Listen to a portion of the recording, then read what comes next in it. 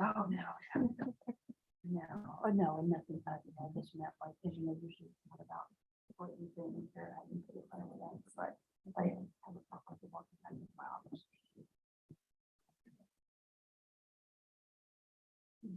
So. And then I just have to have people around this. What you upset? Well, but those are.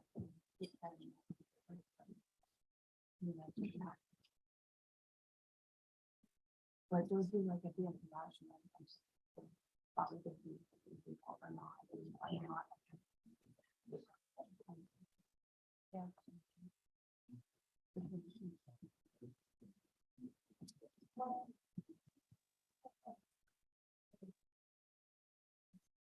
What do you want me at now? Judge, can she go ahead and put up there? Yes. Okay. I said good morning to the judge. Yeah, you Can I say good morning? Well, you never get to say hi to the judge when you come in. It's like, good morning. Good morning. Usually it's just come in and sit down and that's that.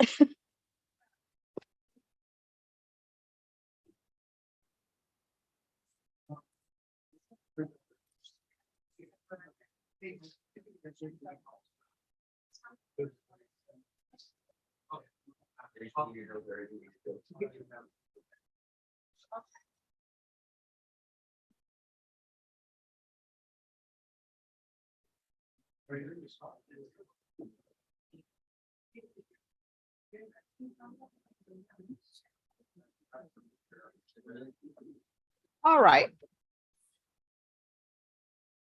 Good morning, everyone. I know it's the day after people had celebrations, maybe with children, but everyone needs to make sure that you're quiet. We're in the middle of a sentencing.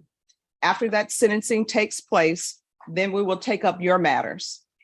So your attorneys will be conferring with the state and the side room. So I'm going to call the docket. If you're here, you need to let me know you're here.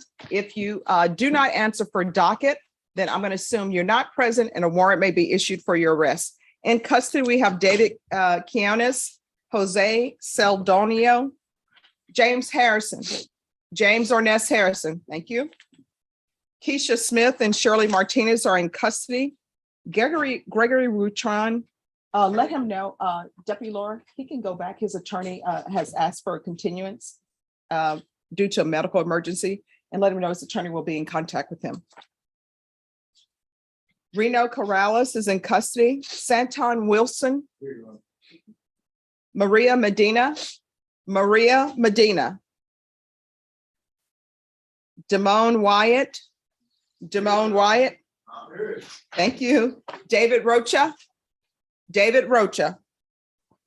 Israel Elizondo. Thank you. Pedro Martinez. Alfredo Puga. Thank you. Julian Reyes is in custody. David Marino. Richard Harris. Thank you. In custody is Luis Contreras, Jonathan Tate, Damon Thomas.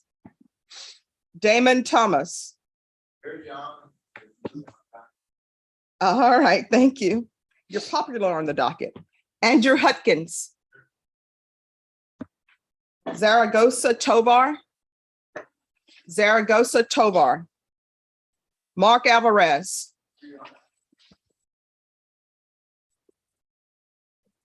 Ernesto Lozano. Latrice Jackson is in custody. John Pettis. Jenna Rodriguez. Vaughn Skirvin. Jasmine Ibarra. I have no contact with this product, just with release on it. All right, just give us a moment. Fortunata Alvarez. Maria Chavez.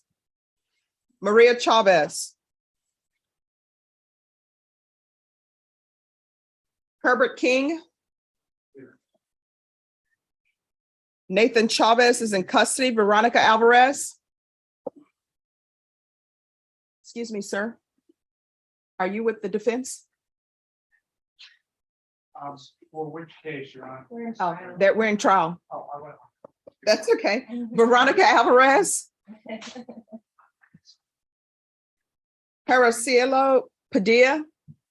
Sir, have a seat. Nathan Chavez is in custody. Felix Flores. Where did you? David Salazar. Julian Reyes. Dwayne Daniels in custody. Jacob Moya custody. Eugene Boyd. Fine.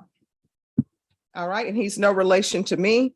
Donald Ward is in custody. Bryce Clark custody.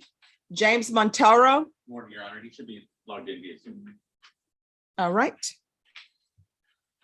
Juan Garcia is in custody. James Harrison. Thank you. Mario Tovar.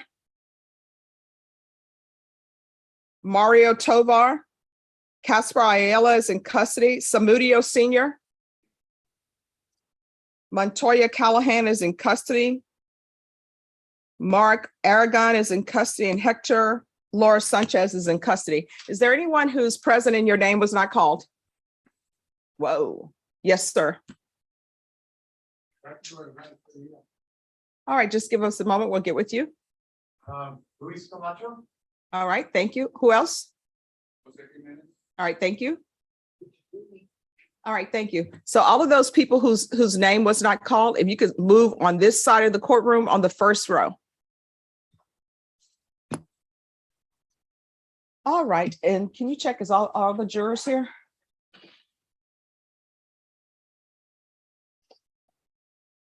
All right, so everyone, the state to confer with you, they're actually in the side room.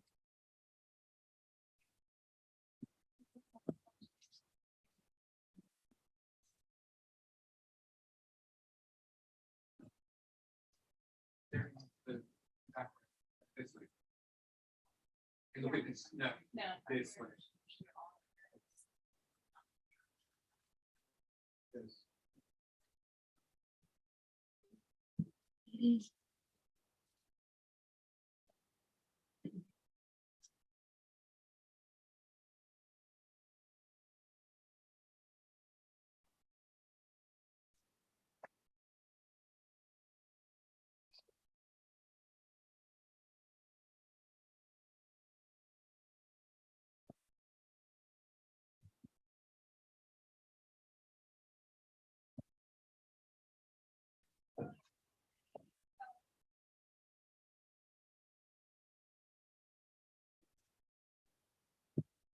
Although we're ready, Judge. We're ready. We're ready. Oh, you can bring them in. All right, for the jury.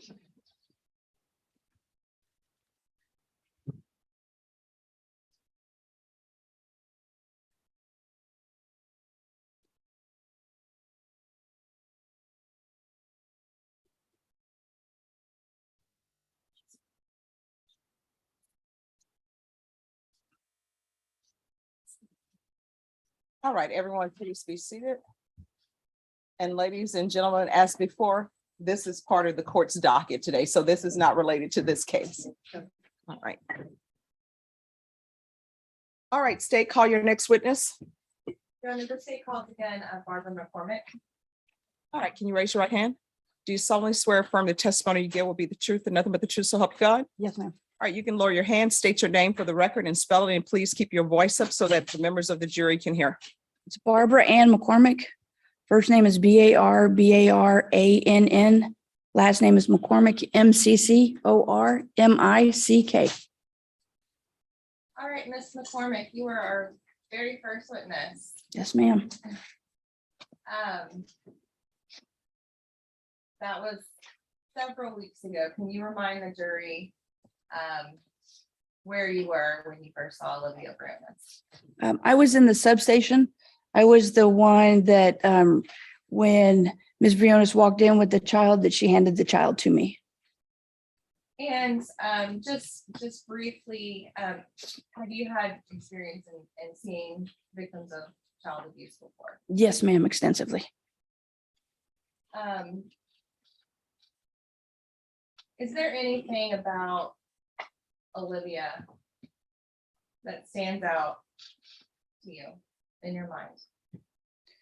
Wow. It's a loaded question. I think, gosh, the situation with Olivia was very special in a way, or unique, if you will. I've seen many children that are that have been abused in different ways, that had different injuries, but just the manner in which I came across her, with her being carried into the substation in the way that she was, and being the first person to actually, I guess you would almost say, take custody of her at that time, and to evaluate her, to be the first one, the initial one, examining her for injuries and trying to determine what type of injury she had, what we needed to do for her, that initial assessment. And of course, you know, having her mom there, it was different. Usually we get called to a scene, you have an idea of what's going on before you get there, time to process it. This was nothing like that. Did this case have an effect on you? It had a huge effect on me. And I have to be honest with you, I was kind of surprised, because I've been doing this for many, many years. And I think that I've seen many horrific things. And again, I think part of it was because of the manner in which I received the child, you know, what I just mentioned. And then also because it becomes very personal when it enters into your, I want to say your workplace, but kind of your safe zone, if you will. As I mentioned on the first day when I testified, when she came into the substation, I took the child, and she and I and her mom, we went into my office. So when I say safe zone, you know, your office is where you do paperwork and where you research and you just kind of de-escalate and those kind of things. Well, sad reality had entered into my little safe zone there, and it became an investigative manner, investigative place.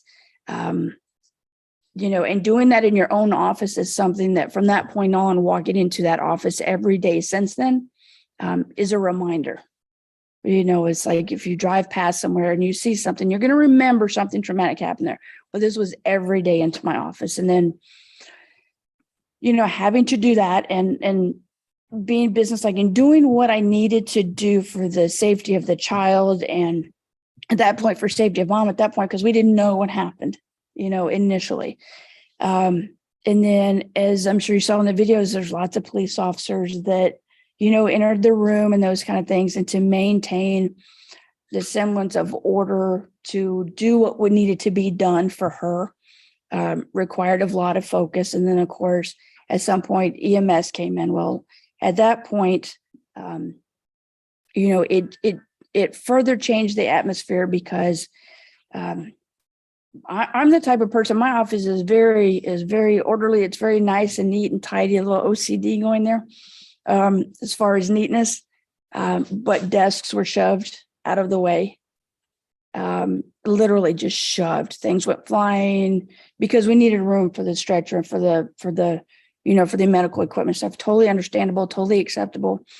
And then, of course, if you guys have ever been to or seen any type of scene where there's medical stuff, there's paper, there's tubes, there's equipment, there's beeping, there's all kinds of things. So, you know, when they came, you just kind of step back and you watch, you become a spectator at that point. But I will say, and this is kind of a synopsis, so feel free to, I can fill in wherever you want. Once they left, standing in my office, just standing back and looking, because, you know, you get that adrenaline rush when you're in the middle of something, but then when you go back and everything is kind of settled down, to look at my office and to see the disarray not because it messed up my neatness. I could care less about that. But just to be the one to have to pick up the, the tubes that were left behind, the trash that was left behind, the equipment. To be quite honest with you, I do a very good job of handling stress and emotion. You have to do what I've done for 30 years. But I will say at one point, I just stood there and I just leaned against my desk. I didn't put my office back in order for at least an hour or so. Because I just kind of stood there and leaned against my desk and I looked and played over in my head what happened and played over the injuries that I saw on that child. To see and not understand how that could happen. Like I said, if I've investigated, there's reasons for everything. Excuses and explanations are totally different. But to sit there and look at her and know that, and sit there and question yourself, did I find the right things? Because as the first person, there's lots of people that come later that will, catch anything you might have missed. But being that first person and doing what I do for a living, you get a certain sense of responsibility that you can't miss anything. You can't miss anything. So to understand, it's hard to explain because I know you saw the videos and I'm talking to her and I'm doing my best to talk to her like you would a child, to comfort a child, all at the same time trying to figure out what the heck happened. Looking for all the injuries, because I knew when EMS came in, they don't want a story. They want a laundry list. I saw this, and this. They want it quickly. Oh, I'm sorry. And they want it quickly. So, to do all that is very hard. Just Yeah, Sustained. I'll start you there. In the days that followed, did you see, and I'm talking about your observations, did you see how this affected your coworkers? A police substation is very unique, and there were a lot of us in the substation, my coworkers, that were involved in that day at some point. It created a very solemn atmosphere. There's not a lot of, it was very solemn and it was very quiet, which is not characteristic of a police station by any means. There was a heaviness about it, and my coworkers and I, we would talk about it. What happened, what we saw, how it made us feel. Sustain. Talked about what. Excuse me. Oh, I'm I sorry. sustained the objection. That means you can't answer. Oh, okay. I'm sorry. I'm going to show you what's been labeled state's exhibits 193, 194, and 195. What are these photos of? These photos are the outside of the pre-road substation. If you're facing the front doors, this would be the trees over to the left. And they are two cement benches that were that we erected and put there. It's kind of like a memoriam in honor of the child. Okay. And are these fair and accurate depictions of the benches? 193, is that like a overall? Yes, it is. Yes, That's fair and accurate depiction. absolutely. That tree and those two benches. Mhm. And then 194, is that also a fair and accurate depiction of the two benches, how they're situated? Yes, ma'am. And then 195, is just a fair and accurate depiction of the wording on the benches. It is. Your Honor, I would offer state's exhibits 193, 194, and 195.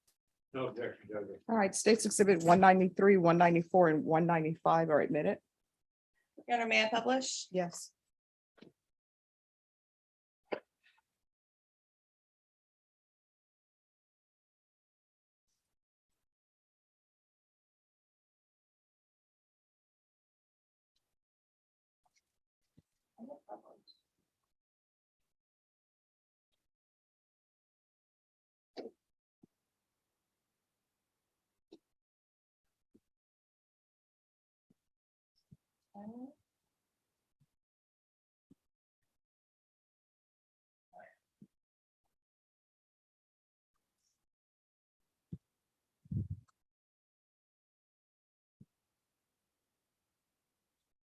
Now, how close is this to the entrance of the Prue substation? I would estimate it's probably guesstimate 15 feet. Okay, so when you walk into the substation, you see this tree. Absolutely, you can't miss it. And was there ever anything else? There used to be flowers there. Was there like a wreath? Yes. Do you know, was it an officer or a civilian who commissioned these benches? It was an officer who started the process. Was it an officer who was involved in the case?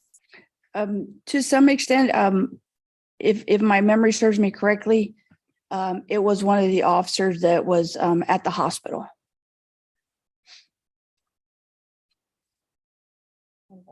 States Exhibit 195. Can you read for the jury what is on the little plaque on the top? It's not really clear. Sorry, it's not large enough.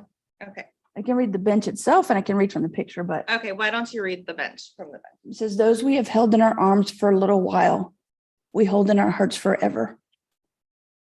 And then at the top, does it say, "In loving memory of Olivia B. Briones"? Yes, ma'am.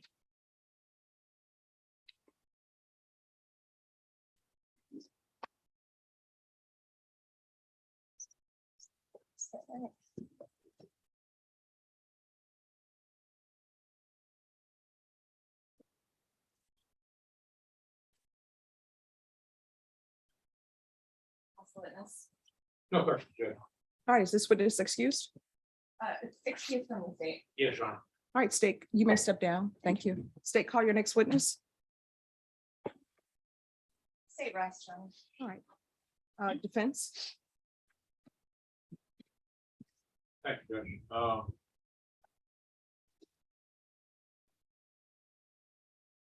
Call,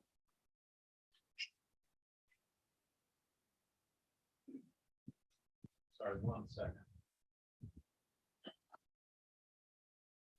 We call Gordon Brandon, Your Honor. All right.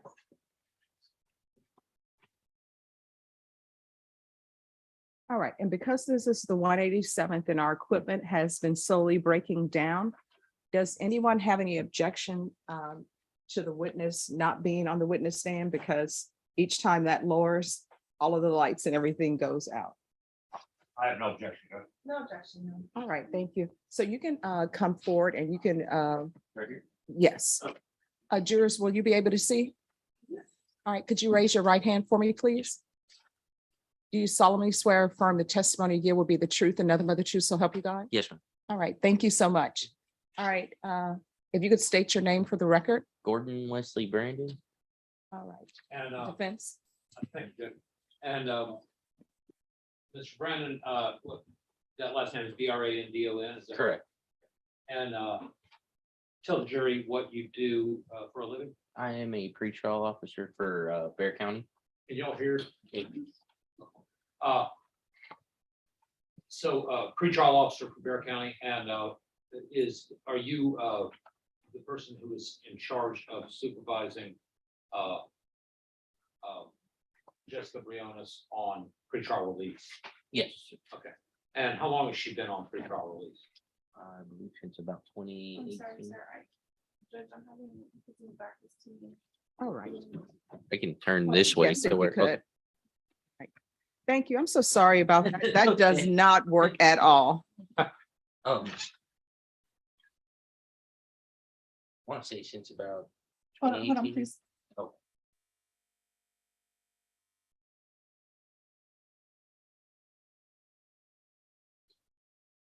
Hopefully commissioners will get that taken care of.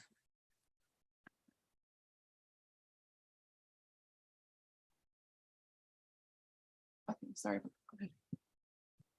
Good, right there. Sorry, go ahead. She was, how long was she on pretrial release? I think she's been, if my memory's serving me correctly, since about 2018, 2019. 2018 or 2019, okay. And but since she was charged with this offense, right? Yes, Okay, and, have you reviewed, were you her pretrial officer the whole time? no, I was hired with Bear County Pretrial Services since August 22nd was my starting date of this year. Of this year? Yes. Okay, so, did you, take over another officer's cases or? Yes, sir. Okay, like all in bulk? Yes, Okay, and have you had a chance to review, Jessica Briones's file? Yeah. Regarding her pretrial release? yes, sir. Okay, now what are her conditions of pretrial release? I believe it's she's on the ankle monitor and so that's full house arrest. And then she was on currently on partial house. Partial house arrest, and what's that mean? She's allowed to work. Or- She's allowed to go to work and things like that. Okay, and then, she's on an ankle monitor, you said, Yes, and what's the purpose of the ankle monitor? to make sure she's where she's supposed to be. Okay, it's a GPS ankle monitor, Correct. okay, and, did she, has she, in that, what, it's been about 5 years, has she had any, violations of her pretrial, conditions? No, sir. Okay. Has she had any positive UAs, drug tests? No, not to my knowledge. Has she had, have you had a chance, even though it hasn't been very long that you've been monitoring her, or that you've been supervising her rather? Have you had a chance to deal with her personally? I've talked to her probably about 5 or 6 times. Okay, and in those 5 or 6 times, did you find her to be courteous Yes, sir. to you? Was she respectful of your authority? Yes, And if you asked her to do something, did she do it? yes. Okay. I pass the witness. Just a few questions. You said you've supervised Jessica since 2018? I've been on it, her case since August 22nd of this year. Okay, but she's been on bond since 2018. I believe so. And during that time, she's been allowed to work Yes, and she's been allowed to have people come to her house. as far as I know. Okay. So she's allowed to see friends They were with her at her location. and she's allowed to date or have romantic relationships. Yes, And were you aware that she had a child while she was on bond? yes, So aside from the ankle monitor and the partial GPS, she's been able to go about her life. Is that correct? yes. Pass the witness. Nothing further, Judge. All right, is this witness excused? From the state, yes, Your Honor. Yes, Your Honor. All right, thank you for coming. Thank you. All right, defense, call your next witness. We call Denise Erickson, Judge.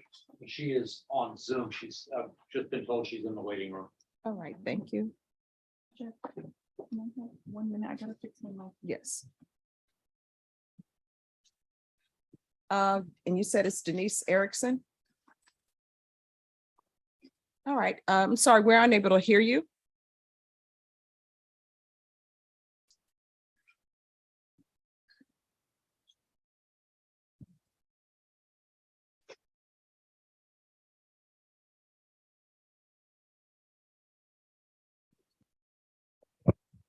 Miss Erickson, you need to turn on your audio.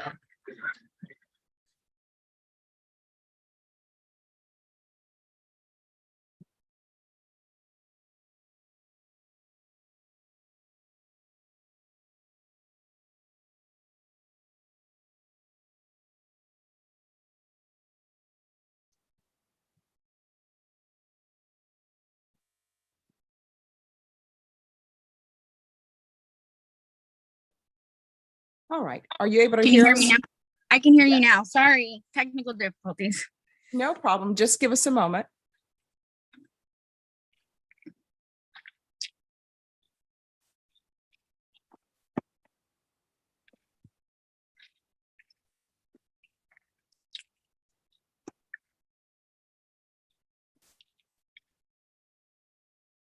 All right, defense, call your next witness. Call Denise Erickson, Your Honor. All right, Ms. Erickson, can you raise your right hand for me, please? Do you solemnly swear or affirm the testimony you give will be the truth and nothing but the truth, so help you God? I do. All right, you can lower your hand. Any objections to this witness appearing by Zoom, state or the defense? No, Your Honor. No, Your Honor. All right, could you spell your name and please keep your voice up so that the jurors and the court reporter can hear? My name's Denise Erickson, DeniseErickson. And Ms. Erickson, you've testified in this case previously, correct? Yes, sir. Last week. Okay, and and you understand you're still in the road, right? Yes, sir. So let me ask you a couple things.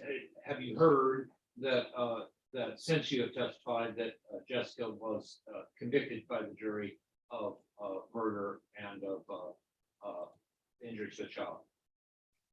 Yes, sir. It was on the news. Okay, and did you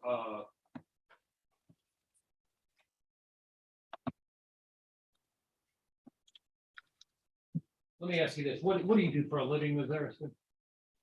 I'm employed with the Texas Department of Criminal Justice. And what do you do there? I work in medical now. I was a former officer. Okay, and what do you mean a former officer? What were your duties when you were an officer? Maintain custody and control of offenders. Okay, so a corrections officer. Yes, sir. Okay, and do you which prison, which unit are you or were you assigned to when you were a corrections officer? Hilltop Mountain View Complex. Okay, and is that a men's unit, women's unit? It's the women's, also houses the death row. Also houses death row, is that what you said? Yes, sir. Okay, and in your time there as a corrections officer, did you have occasion to come across people who have been convicted, like Jessica, of murder or of serious bodily injury to a child, of their own child? Unfortunately, yes. Okay, and did those women, and sorry, when I said people, did you come across women who were convicted of that? Yeah, they're all women. I'm sorry. That's all we house is women. Oh, gotcha. Okay. By the way, does Corey Ruiz's dad work in that prison also? He does. He works with me every single day. Okay. And is he, you said he works with you. Is he in medical also? He is not. He's a maintenance worker at the prison. Okay. Now, when these women who are convicted of this particular offense, would you say that they are treated equally with everybody else by the staff? Judge, I'm gonna object to the relevance. That'll be overruled. You can answer. Well, we're not supposed to treat them any different. That's the rule. That's the rule. Does it happen? Does it happen? I'm sure it does, sir. Well, okay, and when you say you're sure it does, have you seen it happen? Well, I mean, when you find out what someone's in there for, I mean, we have high profile people there. I mean, everybody knows their crime, and yes, sir, I'd say so. Okay, that those people are treated differently, are they treated harsher? I mean, they're still given the same things as other offenders. I can't, I'm not an officer anymore, so I don't know how they work one-on-one with those inmates. I'm a medical, so I do my best to perform the best medical that I can for them. And we're not supposed to know what they're, but it does get, I mean, everything's on the internet these days. Anyone can print it out and send it in and give it to their bunkie. Everybody will know.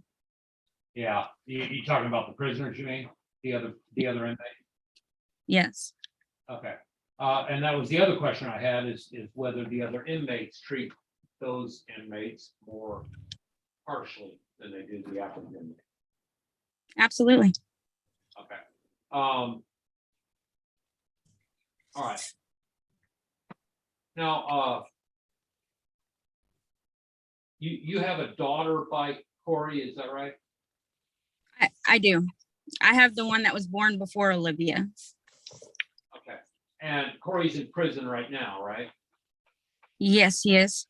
Okay, but before he went to prison, did he give you financial help with when y'all were separated? Well, we were separated all Honor, of Bella's Your life. Honor, Just a moment. at this time, I'm gonna object to the relevance. Gotta be sustained. Did Corey's family offer you financial help? Judge, I'm gonna object. Same reason. Judge, it goes. That will be overruled. Thank You can answer that question. They don't talk to me. They don't have anything to do with Bella. So no. I mean, in Christmases in the past, probably before she was 4, we were pretty tight and we just fell off. We live, like I said, I work next to him every day. He never asks about his grandchild. I live, they don't have anything to do with my child. Just these other 3 that live with them. Does so they don't provide financial help? Do they? You said do they visit with Stella? No, sir. Do they make any attempt to do that? I'm gonna go with no, and not that I've noticed. Okay, pass. State. Denise, can you hear me? I can. Okay. I just have a couple questions for you. You still talk to Jessica after Olivia's death, right? I did. And even then, it was just like it was when Olivia was alive. It's super sporadic. Okay. Every now and then. Did you see her in person? No, I didn't bring my kids around. I didn't know if it would be weird for Jessica. I just didn't. Mm-mm. Okay. Did you communicate with her via text? Yeah, mostly through Facebook. Okay. But as also, did you communicate through text messaging? Yes, there was a few. Yes. Okay. You still haven't told your daughter about Olivia's death, right? No, sir. Why not? Because I can't. Why not? Because at the time, I mean, the girls were 4. And I just didn't see the good that would come out of telling Isabella, because I don't know. I didn't want her to think there's bad things in this world. I have to eventually tell her. I just didn't feel like for her health and I didn't feel like as a child she should bear that. She's a child. Does Bella ever ask about Olivia? A lot. Yeah, she has pictures in her room, and we have her little angel on the tree every year for Christmas. Okay. So again, going back to the fact that you've communicated with Jessica after this, she's told you in messaging that she's had miscarriages since Olivia's death, right? Yeah, she has. And I think she has another child as well. I think that was a good pregnancy, or it was, I don't know the word. I think it went through term. Okay. So she had another child, but she also had miscarriages, correct? I know of one. Yes. Okay. And are you aware, or I guess, would it surprise you that initially Jessica didn't know the father of her child that was born?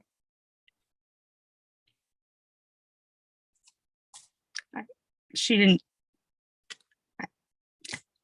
I don't know how to answer that. Just, am I surprised? Yes. No. And did she ever talk to you about any genetic testing that she was having done to determine the paternity of her child? No. In the messaging also, there's references to Jessica, between you and Jessica, to her seeing a child, right? I believe she got to see the little boy. I couldn't even tell you his name, honestly, but yes. Okay. And she's even sent you pictures of that child, right? Yeah. Okay. So is it fair to say that it appears from your perspective that she's having contact with that child? I can only assume that it's from the dad. That I don't know who the dad is, but I guess that's where she gets it. Yes.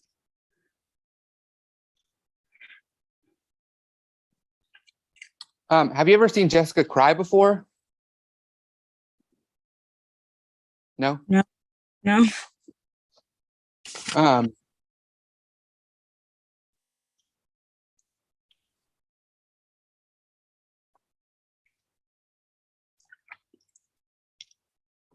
Earlier, when you testified earlier last week in the guilt innocence portion of this case, you talked about that you believe Jessica was still a good mother. Do you remember that? Yes, sir. Okay. Now that this jury has convicted her of murder, has that changed your mind? I mean, honestly, I still don't think she's a bad mom. I never saw her be a bad mom, but as I stated prior as well, kids don't just have those injuries, and if you have no explanation, I don't And think you can agree with me that good mothers don't murder their children, right? right.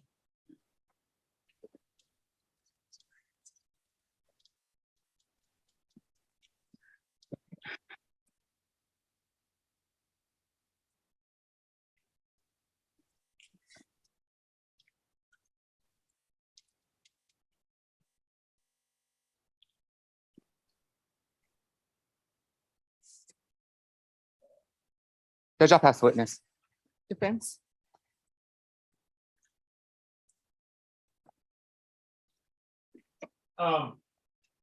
You were at, the funeral for Olivia, correct? Absolutely. Okay, and well, Corey and his family were not at that funeral, correct?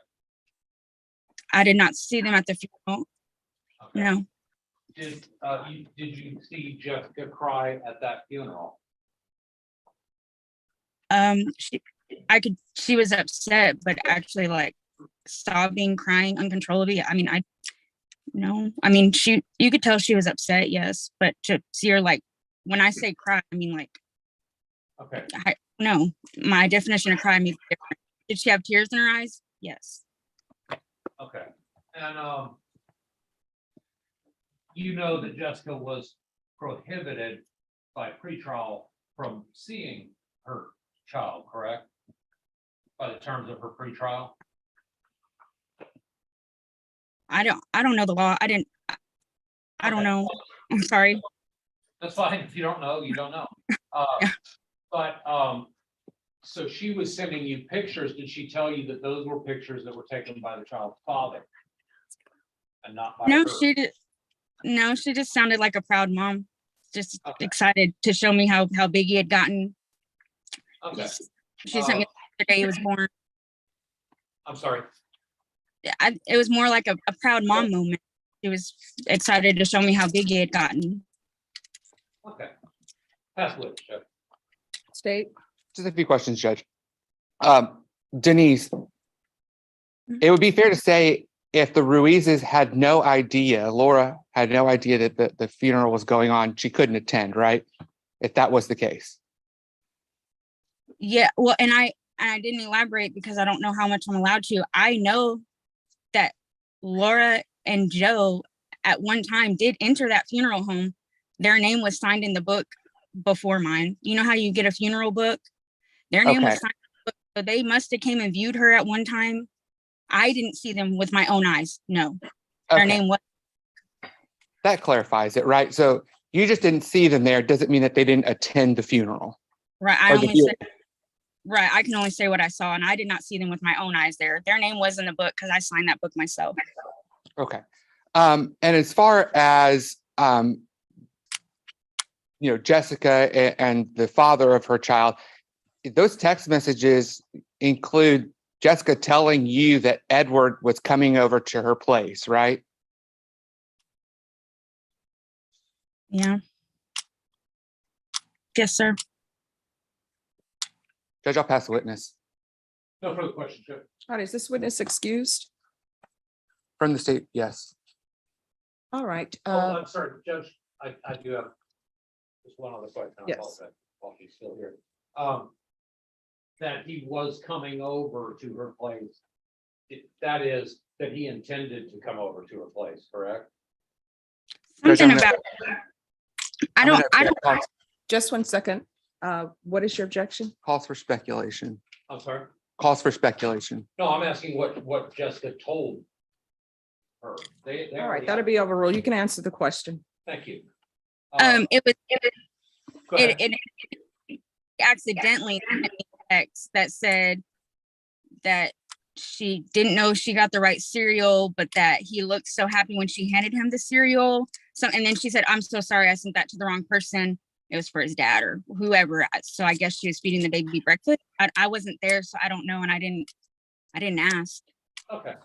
Pass witness, Judge. No further questions. All right, is this witness excused? From the state, yes. Yeah, excuse me. All right, thank you for coming in by Zoom. Thank you. Defense, call your next witness. Just can we approach for a second? Yes.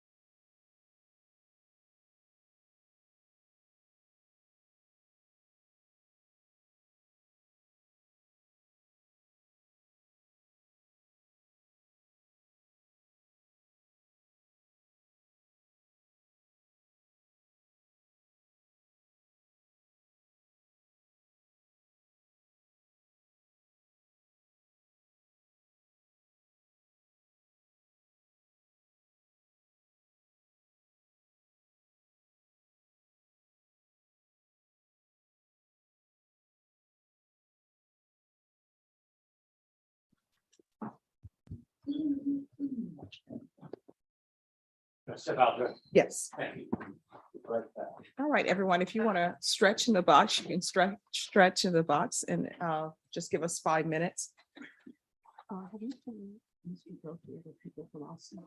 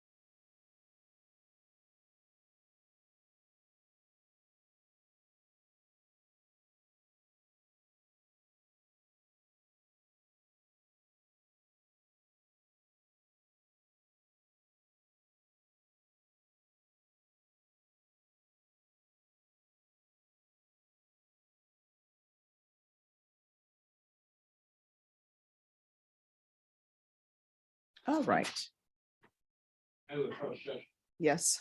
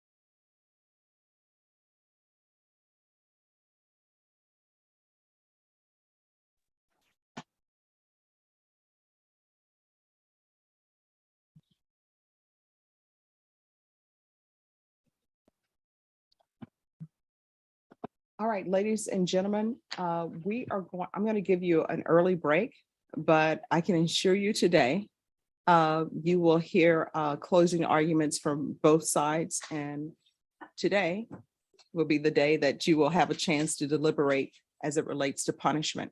So remember my rules, keep your badges displayed.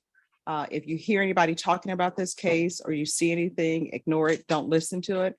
Do not start thinking in your mind about deliberating on punishment. Do not discuss anything about this case with each other or anyone else. Do not do any research. Everything you need to know about this case to make a decision will come from inside the courtroom. So I'm going to have you all back at 1:30. Okay. All right. So my understanding is, we can go off the record. My understanding is maybe it's going to rain outside, maybe not. It looks like there's some clouds out there. So if you're going to go walk along the river walk, make sure you have your umbrellas. All right, everyone, please rise for the jurors.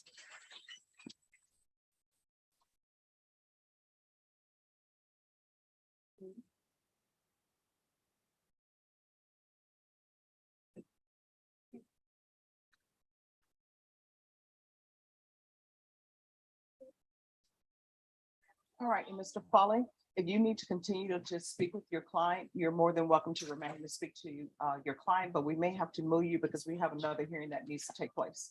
Certainly, Judge, no problem. All right, and Ms. Fergus, can you see where Mr. Goki is? And Mr. Villarreal? Michael Villarreal?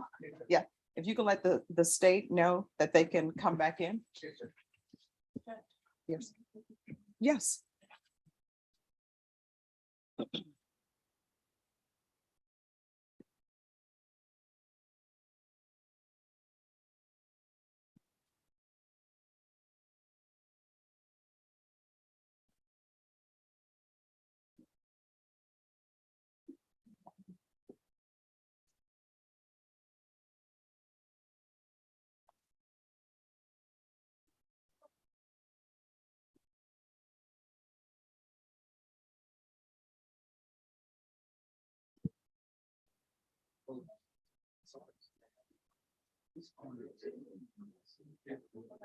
We did see it go the outside.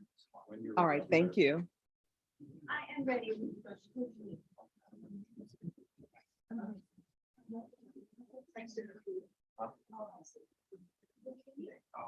Shirley Martinez. All right, but we're going to do this hearing. It's with Mr. Senior. So it's a contested motion to revoke. So we're going to start with that. Oh, yeah, take your 2 minutes.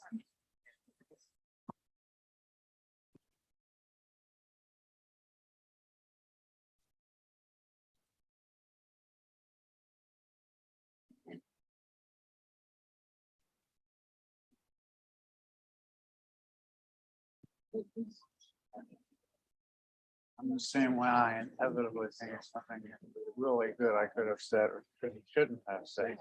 I don't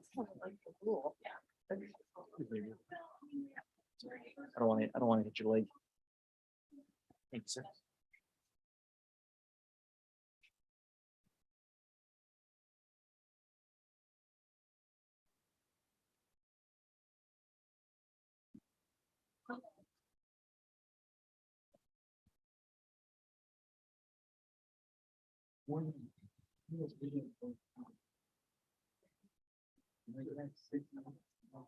All right, who is the person who had James Montero in the waiting room? Okay. Guarantee it.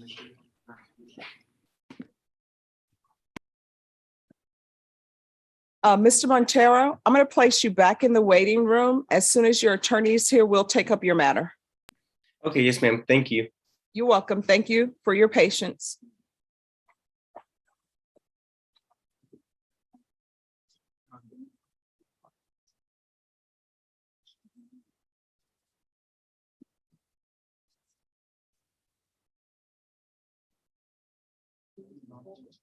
Yes.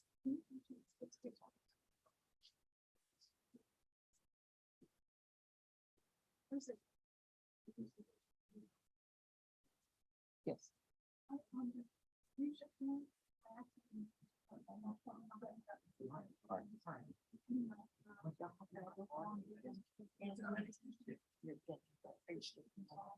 Mhm.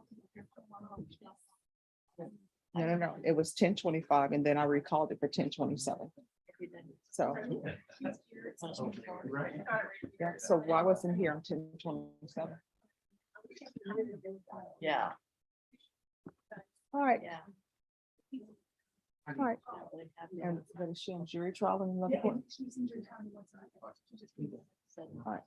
Mr. Sherman Horn, He's here, Your Honor. come forward.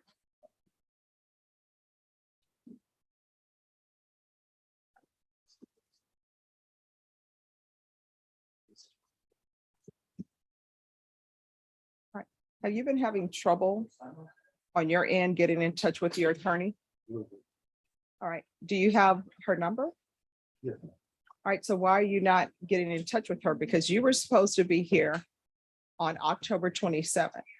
And your attorney was here on October 27th, waiting for you. And I know your attorney tried to call you and get in contact with you. And I agree, I'm just trying to give her a call back. I will do it later on. I did- oh, I didn't even- I had- It's like, he called me back at 3:30 in the afternoon. And I had better see, I had no clue about the 27th. I just. it said on the 25 Here, months, and I here's the did thing. that. You need to make sure that you stay in contact with your attorney. You understand? Because what I can tell you is your attorney was here. Your attorney went through a lot trying to get in touch with you and calling you and coming back in the afternoon to get in touch with you. And you didn't call her back in a timely manner. Communication is key. Do you understand? Right. So if we have another issue where you're not responding to your attorney and your attorney wants you to appear in court, we will have you brought over from the Bexar County Jail. You understand? All right. So you are asking, But we've been, I think we're still like on in a pre-deadline status. okay, And Daniel has the case now, we're conferring. I filed a motion to suppress. This was trying to make a decision about which way the case is going. My client would like to fire me to get another lawyer. That I can let you. Are you appointed? All right, so there's no such thing as really firing your appointed counsel. Right. If you want another attorney, you need to have that attorney present. And the fact that this case has been going on since August, I think your attorney will tell you, I don't let cases just sit around in this court. Whenever you hear or see about a case that's 5 years old, that's a case that didn't originate in this court. That's a case that came from another court that I'm dealing with. So I give people their speedy trials, right? So if you want a trial, we will give you one. And if you decide to hire an attorney, guess what? There's not going to be this situation where we start back over as though this is a brand new case. If it's set for trial, then it's going to trial. So if you have a new attorney, it will be going to trial with that new attorney. Do you understand? I guess that. To go back to the status of the case, I filed a motion to suppress. I filed a forward motion. I really haven't talked to Daniel about that, but I don't know if the court would even entertain a suppression motion by submission. If the state has no objection to that, I will. Is it going to be dispositive? I believe, yeah, I think it will be. But All right. I said we're going to confer on that. So let's do this then. If the state, if you have no objection to doing it through a forward motion, I will do that. And I think, again, I'll talk to Brian about that, but my understanding is that it's not, we didn't want to do it. But I'm sorry, you did not? that we would not want to do it. Okay. That's at least my general.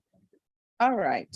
So Norma, on Mr. Shermerhorn, will recall the warrant and reinstate the bond with all previous conditions.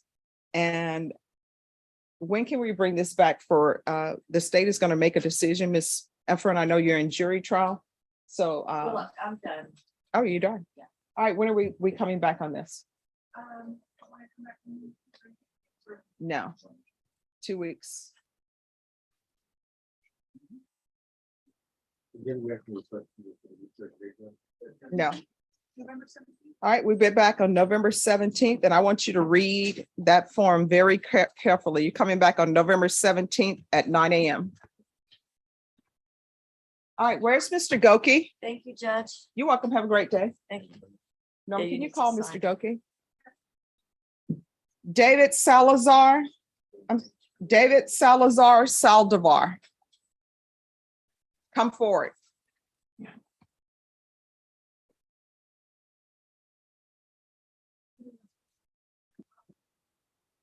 All right. So, Mr.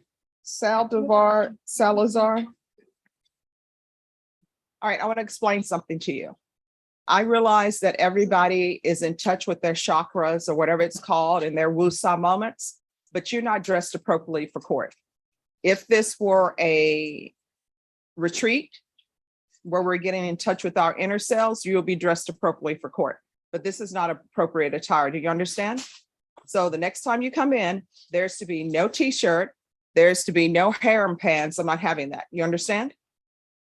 All right, so who is this? This is for compliance hearing.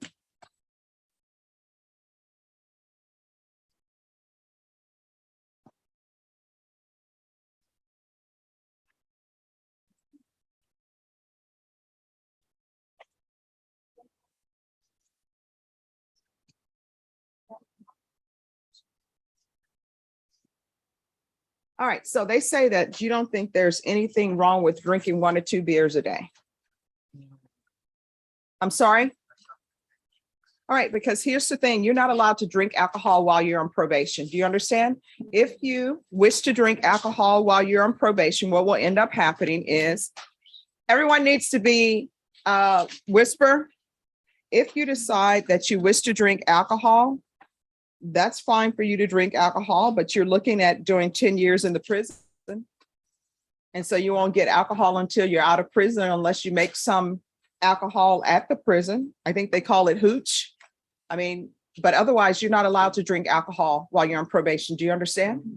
All right. So do you have a misunderstanding about what your regulations for probation are? Because I see you keep testing positive for alcohol. No, I have you positive for alcohol on August 16th. That's one time. August 23rd, you failed to submit. August 30th, you were positive for alcohol. September 15th, you were positive for alcohol. September 16th, you admitted to using alcohol. And October 6th, you admitted to using alcohol. And you said, Mr. Salvador states that he does not need mental health treatment and does not think there is anything wrong with drinking 1 or 2 beers every day. If you drink 1 or 2 beers every day, a motion to revoke is going to be filed against you. And we will hear your case either while you're in custody or if you bond out. Do you understand? I'm trying to. So when's the last time you used alcohol? And you need to be honest with the court. All right. So don't come to me telling me that you stopped drinking alcohol when we know it's not true. You understand? If you drink alcohol again, we're not going to have this conversation again. It's going to be through a motion to revoke. You understand? Now, do you have any other issues? Where are you living? I'm sorry, what? And are you, everyone needs to whisper and you need to speak up. So are you employed? Okay, you're gonna have to start getting employed full-time because obviously you have too much time on your hands. You understand? All right, so this is what we're gonna do. I want him to do sober meetings. I want 90 meetings in 90 days. If there's another positive UA, I'm gonna want the a motion to revoke filed. And is there anything else? Your Honor, his evaluation is scheduled for February the 1st. If you want the findings recorded and then make a decision on that, or. Well, I still want the sober meetings. It's gonna be 90. And then follow the recommendations for the TAP eval. If TAP eval says inpatient treatment, we'll start with intensive outpatient treatment. All right. Good luck to you. Don't come back here for this. You understand? Where's Mr. Goki? Actually, in the back, I just saw him walk in. All right. Could somebody have Mr. Goki please come in the courtroom with his client? Felix Flores. Felix Flores.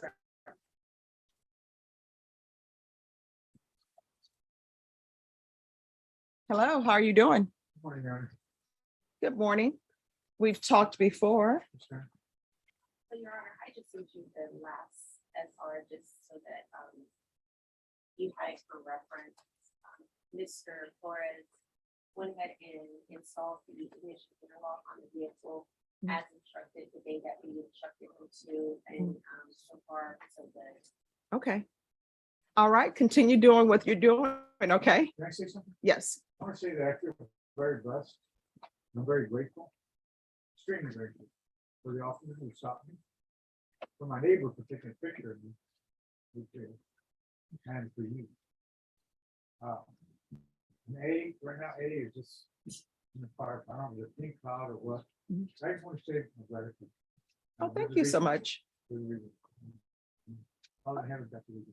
Oh, thank you so much. I truly do believe that when people are on probation, I want them to be successful. I want them to succeed.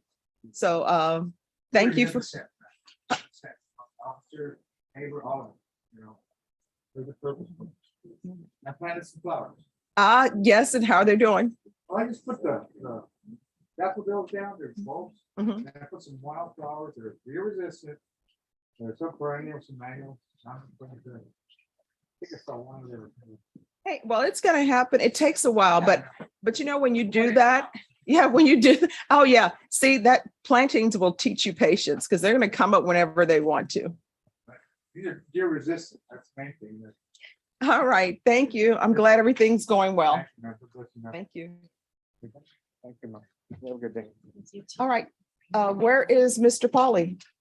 Could someone tell Mr. Foley to come in the courtroom? Oh, there you are. Thank you. I didn't see you. Mr. Goki. Why do I keep saying Folly? It's been a month. Yeah. All right. So Mr. Goki, where's your client? And if state, if you could move from that table, please. Can I see the file on Senor? In the back. Okay.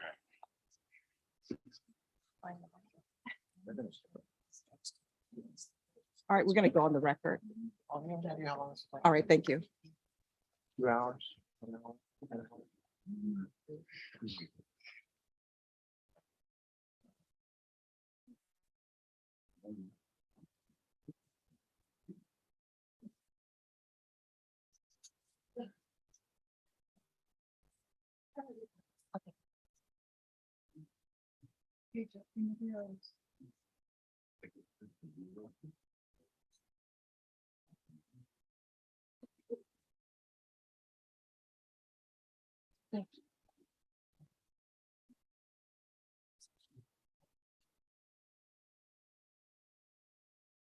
All right, could everyone please be silent? And if you're in the box, I'm going to need you all to be quiet.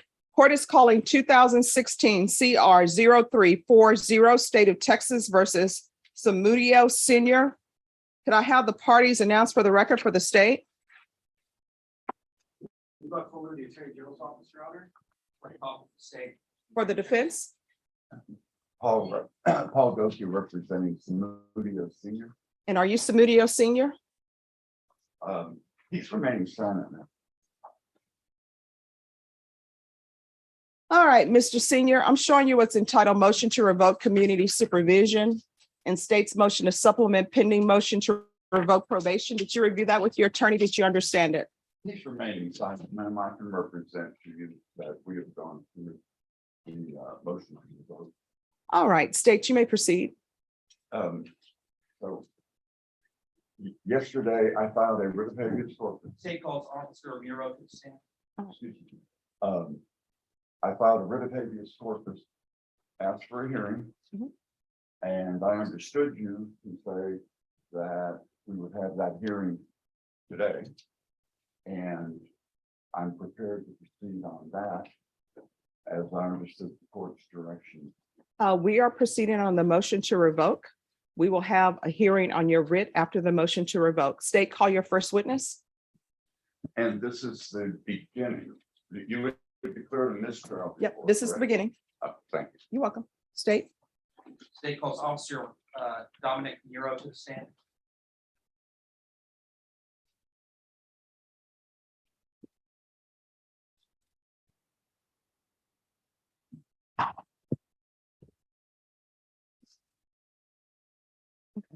And I'm sorry, just before your witness testifies, Mr. Senior, you need to enter a plea of either true or not true to the allegations within the motion.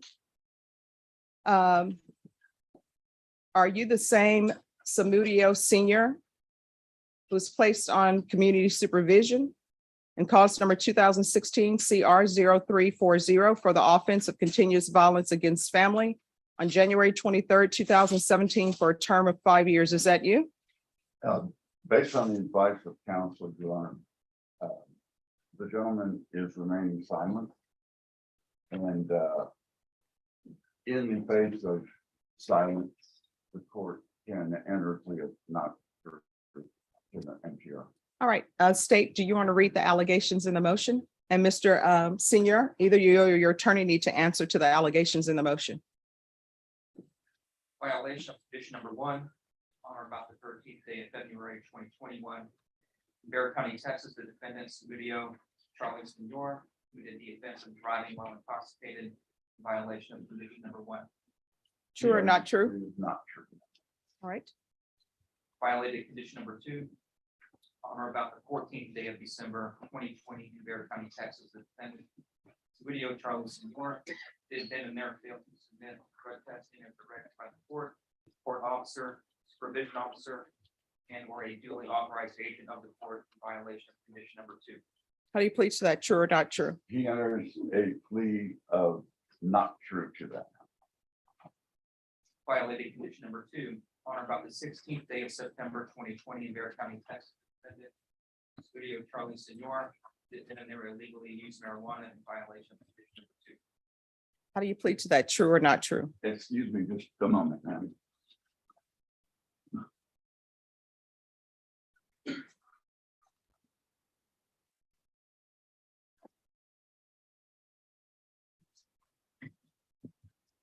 We have a plea of true to that, man.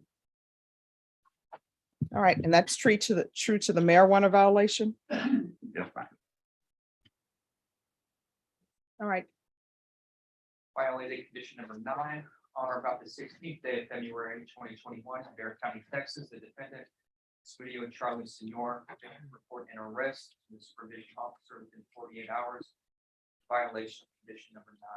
how do you plead to that? True or not true? We enter a plea of not true to that, ma'am. All right, state, with regards to the supplement, We are waiving the supplement. any objections? No, ma'am. All right, officer, if you could raise your right hand for me, please. Do you solemnly swear or affirm the testimony you give will be the truth and nothing but the truth, so help you God? Yes, ma'am. All right, you can lower your hand if you'll state your name for record and keep your voice up, and please spell your name. Yes, ma'am. Dominic Moodle, San Antonio Police Department, DOMONIC. Last name MURO. State, Morning, Officer Nero. What's the badge number of who you work for? 1662, San Antonio Police Department. You are a certified police officer. Yes, sir. Who did you work for? I'm assigned to the DWI task force for San Antonio. You had specialized training in DWIs. Yes, sir. And were you on duty on the night of February 13th, 2021? Yes, sir. And what was significant about that? Significant about that evening is that was the night of the Great Freeze, the beginning of the freeze over Texas. Statewide freeze? Yes, sir. And were you dispatched to an accident on that evening? Yes, sir. And where were you dispatched? I was dispatched to the 2300 block of South WW White Road. That's located in Bear County. Yes, sir. When you arrived at that location, what did you see what was going on? Yes, sir. Upon arrival, it was for a major vehicle accident. There was 2 vehicles scattered through the roadways. I contacted the handling officer of the investigation at the time. He advised me that 2 vehicles were involved in this crash. One of the passengers in the vehicle was pronounced dead at the scene. He said that the unit 2 was struck on the passenger side. Hey, excuse me, ma'am. I'm having difficulty hearing the witness. all right, if you'll speak up, please. And Yes, speak to ma'am. the microphone. May I move over to the jury box where I can hear better? You can move wherever you wish to move, but don't you want to sit next to your client? I can do as necessary. ma'am. I'm really not hearing you.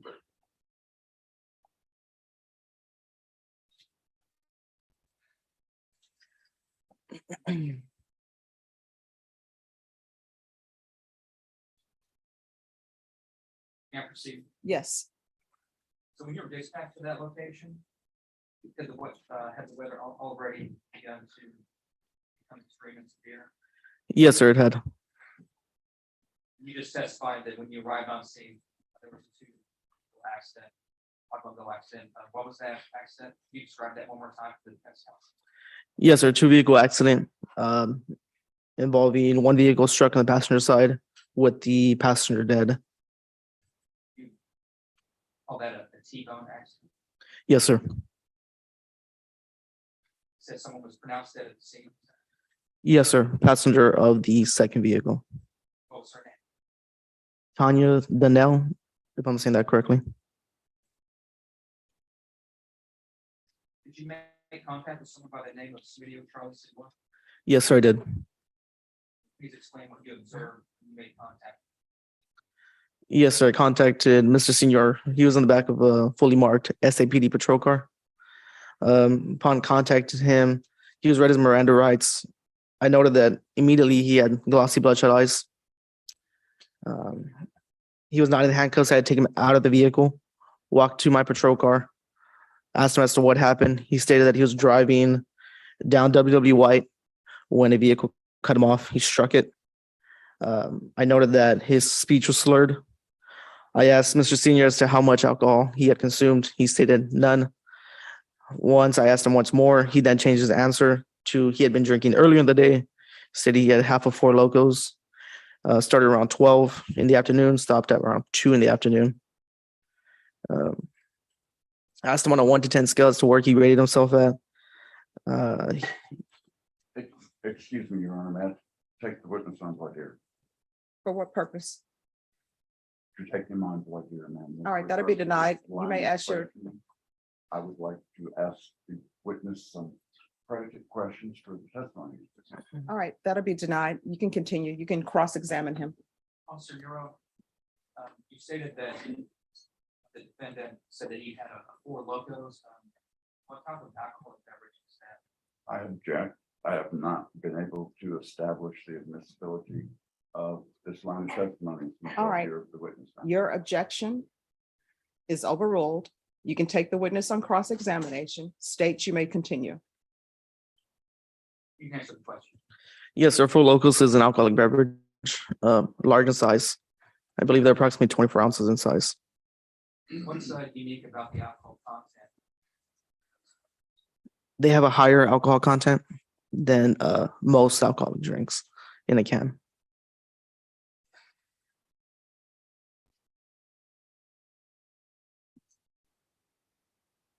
At that point decide to begin a DWI investigation Yes, sir. based on your observations and admissions by the defendant. Yes, sir. Explain how you conducted that DWI investigation. The DWI investigation was taken into 3 parts: the HGN test, the walk and turn test, and the one leg stand test. For starting off with the HGN test, I observed Mr. Senior to have 6 of 6 clues for horizontal gaze nystagmus. Before you start that HGN test, did you explain what the test was? Yes, sir. I explained it to him, asked him if he understood. He stated he did understand. Excuse me, ma'am. I'd like the record to reflect that the officer is consistently reading from his report during his testimony. And in order to make the distinction between present recollection and recollection refresh, I would ask the court to instruct the officer to review his report and then put it away and testify and tell us whether he is.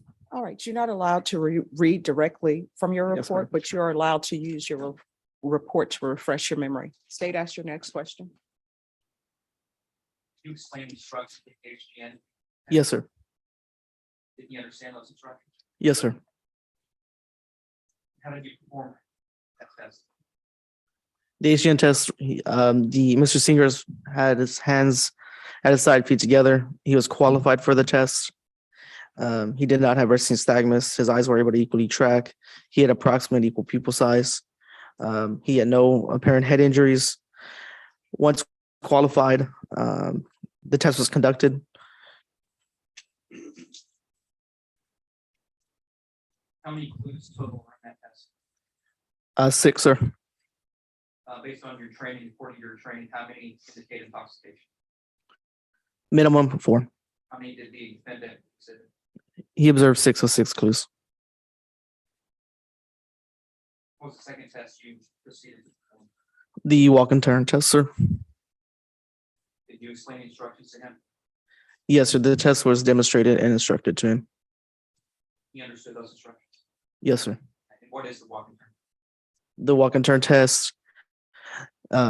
He's put in a start position as left on the line, right foot in front, touching heel to toe. Yes, left foot's on the imaginary line in front of him, a right foot in front of his left foot, touching heel to toe. He's instructed to take 9 heel to toe steps, count each step aloud. Once he reaches that 9th step, series of small steps returning 9 more heel to toe, counting each step out loud. Once I instructed and demonstrated for him, he stated he understood. Mr. Senior failed to keep his balance. He stepped off line and he started before being told to start. According to your training, how many clues indicate intoxication? Minimum of 2, sir. How many did 3. What was the third test you performed? The third test was the one leg stand test. Let me back up just for a second. Did you say exhibit 3? 3, yes, sir. I'd like you to refer to your report. How many you have checked off? Oh, my apologies, sir. 4, sir. Raised arms. Yes, the next test was the one leg stand. I demonstrated and instructed it to him. He stated he understood. After that, he performed the test. I observed him to have 3 clues. How many clues indicated intoxication? Minimum of 2.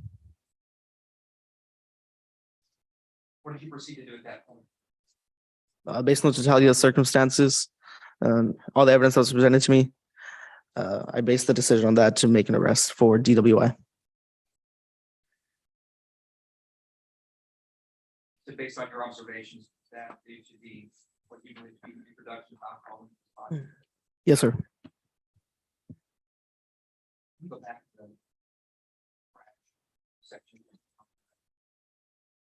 After you was placed under arrest, was a breath test sample taken? I object to any reference to a chemical test without the proper predicate. All right, that'll be overruled. You can answer the question. Yes, sir. And are you a certified toxilizer operator? Yes, sir. How long have you been a certified toxilizer operator? Approximately 2 years. What instrument are you certified to operate? The Intoxilizer 9000. Is that the toxilizer used in this case? Yes, sir. I'm guessing a sample was taken. Yes, sir. Will the court allow me a running objection with regard to chemical testing? Yes. And counsel's objection is overruled. You may proceed. When were you last certified on the toxilizer? We are recertified every year. Every year? And did you perform the toxilizer test on the defendant? Yes, sir. And how did you conduct that test on him? There's a waiting period for 15 minutes. Once the waiting periods has resided, he performs 2 voluntary breath specimens. Did he provide 2 specimens in this case? Yes, sir, which were above the legal limit. What were the numbers on those tests? Renew the objection to the lack of a proper process of chemical testing. That'll be overruled. Specimens were 0.109, 0.99. The result that you just looked at. Yes, sir. Go back to the accident. You described it as a T-bone accident. Based on the damage you observed, based on your experience, I believe the defendant was probably at an excessively high rate of speed. Yes, sir. Based on the weather conditions, would you believe that? I object to reading one. Sustained. What is your opinion, your training experience of what you observed about the accident? Object to unpredicated opinion. That'll be overruled. Based on my training experience, the severity of the accident, I believe speed was a factor and weather condition was also a factor. The speed, too fast for weather conditions. You testified just a moment ago that passenger side of the vehicle was struck by the defendant's car. Yes, sir. You stated someone was pronounced dead at the scene. There wasn't a deceased person. Is that the person that was sitting in the passenger side? Yes, sir.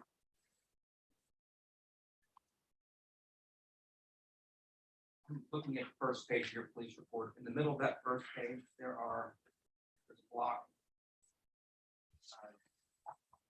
Things that can be checked on. Things can be labeled. There's one area that says accident was a result of subject's intoxicated condition. What did you place in that box? Yes. State passes the witness. Defense. In fact, it was determined that the other driver was at fault in the accident. Is that not true? I believe so, sir. I did not write the crash report. Would you repeat that, sir? Yes, I believe so. I did not write the crash report.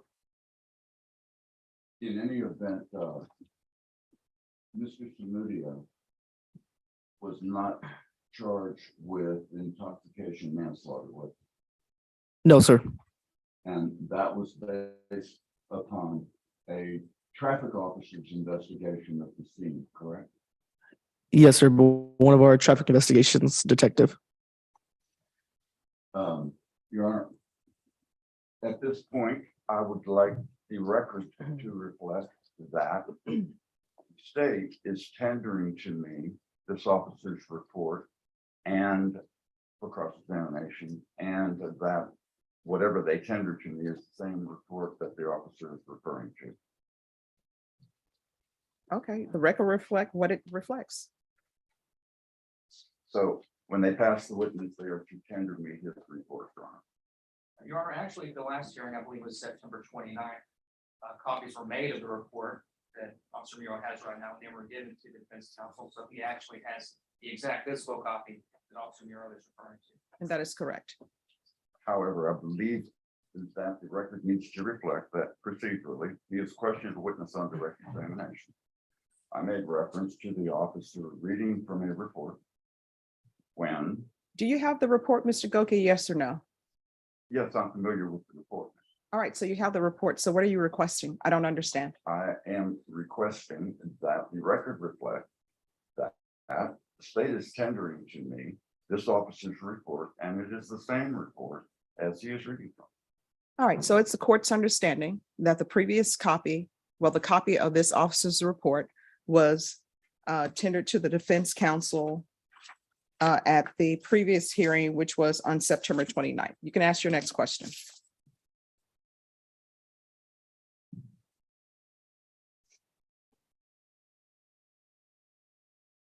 From the moment you contacted Mr. Samudio, Senor, he was not free to go, was he?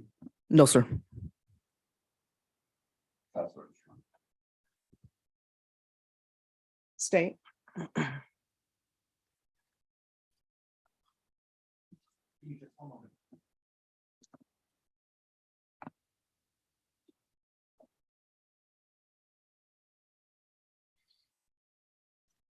No further questions.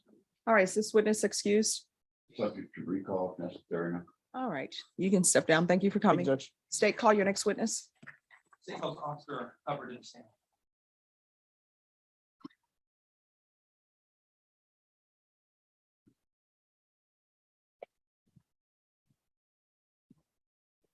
All right, can you raise your right hand? You solemnly swear or affirm the testimony you give will be the truth and nothing but the truth, so help you God? Yes, ma'am. All right, you can lower your hand if you'll state your name for the record. Keep your voice raised and spell it. Yes, ma'am. Officer Jonathan Hubbard, JOHNATHANHUBBARD. Good morning, officer.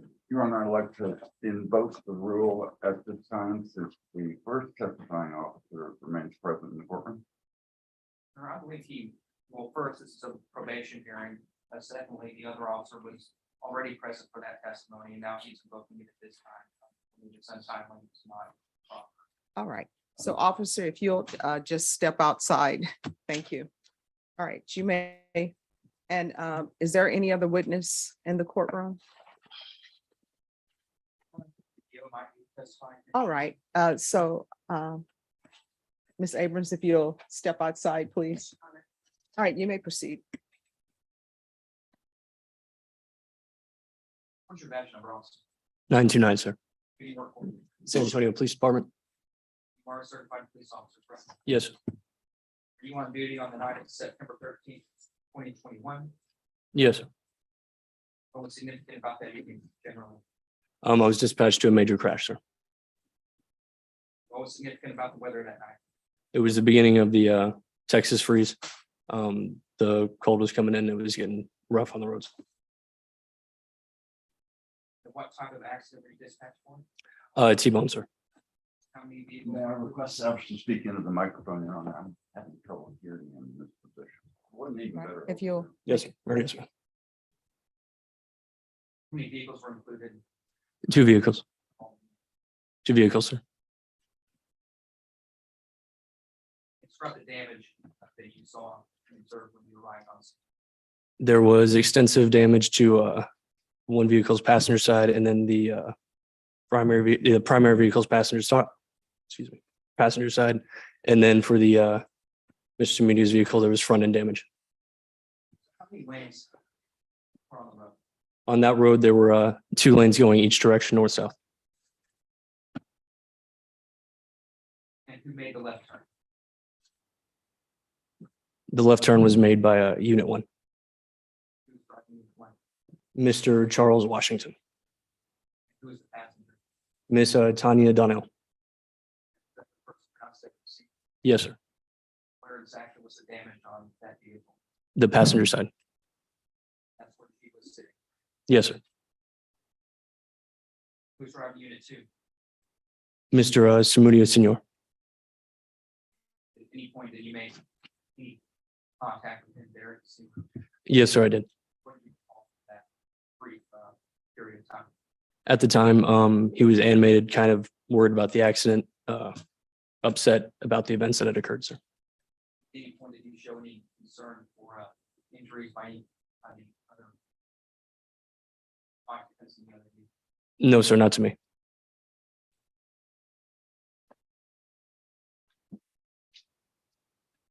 You wrote a crash report, is that correct? Yes, sir. Is that the only report that you made? Yes, sir. That's the witness. Yes, sir. My name is Paul Docket, and I represent the man who is sitting here with me. Can you tell me, please, the name of the other driver? The driver of the other vehicle was Charles Washington, sir. Harold? I'm having trouble hearing you. Harold? Charles Washington. And was he charged with a crime? He was not, sir. The accident was determined to be his fault, wasn't it? Yes, sir, by a traffic investigations detective on scene, sir. Traffic investigations determined that he had come over in violation of the law in front of the defendant's car. Is that correct? Yes, sir, that's my understanding. And this was an investigation by trained SAPD crash investigators, correct? Yes, sir. I thought it was trying. A few more questions for cover. Mr. Studio, some of the defendants, he present here today. Yes, sir, he is. The black hoodie over there, sir.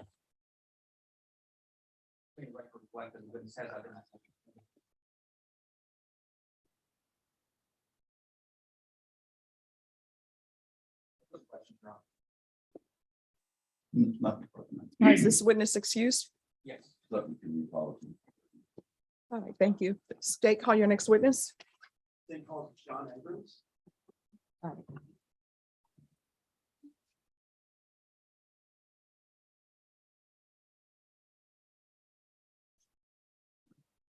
Oh, come in, have a seat. No problem. Burn a few more calories. Stan. Okay. All right, could you raise your right hand? Do you solemnly swear affirm the testimony you give will be the truth and nothing but the truth, so help you God? Yes. All right, you can have a seat. If you'll state your name for the record, please spell it and keep your voice up so that everyone can hear. Vashon Abrams, V as in Victor, ASHAWN, ABRAMS. State. Abrams, can you explain who you work for? I am a court liaison officer for Bexar County. So I work for the probation department. And how long have you worked there? Since January of 2020. I've been in this courtroom since April or May of this year, I believe. And have you testified before, or is this your first time? This is my first time. Have you reviewed the probation file for defendants in the senior? I have. And have you read the motion to revoke probation that you're here for today? I have. What can you tell the court about what the defendants filed? The defendant's file reflects on, for the violation condition number 2, for the failure to submit to drug testing, that on December 14th of 2020, an office visit was conducted via Zoom with Lisa Marie Lopez, in which she instructed Mr. Senor to submit drug testing. And there was no record that he, in fact, did submit the drug test in either the probation system or the recovery healthcare monitoring system. And who is Lisa Marie Lopez? She is his officer of record. And so a failure to submit a drug test would that be a violation of the terms? Yes, it is. And what can you tell us, what does the file say about the 16th day of September 2020? The file states for the 16th day of September, he did submit a drug test and that came back positive for THC. Is that a violation of the terms? Yes, it is. And on the 16th day of February 2021. On the 16th day of February 2021, you're supposed to submit or report any new arrests. And we received arrest data from CJIS, which is the Criminal Justice Information Services, that Mr. Senor was arrested on the 13th day of February. So he was supposed to report his arrests within 48 hours of being released. And there was no reporting of that arrest, which is a violation of his conditions.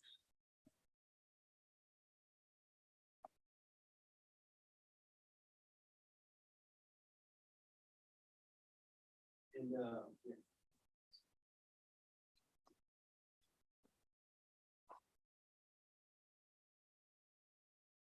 Absolutely, sure. Defense? Yes, ma'am. My name is Paul Goki. I don't believe we've had the pleasure of meeting before, but thank you for speaking so clearly because I can actually hear you. You have made several references to the probation file and probation department records, correct? That's correct. Have you ever known any of these records to be in error? Everyone makes mistakes in error, yes. However, with these type of allegations, when it's a motion to revoke, the probation department makes sure that everything's in order before submission to the court.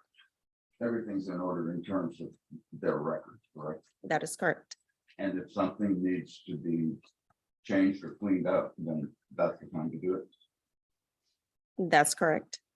That's what. Just want to go back to the 16th day of February 2021. We discussed the defendant being arrested. Did he report that arrest or no? No, he did not. That was a violation of the terms. That is correct. What was he arrested for? He was arrested for driving while intoxicated.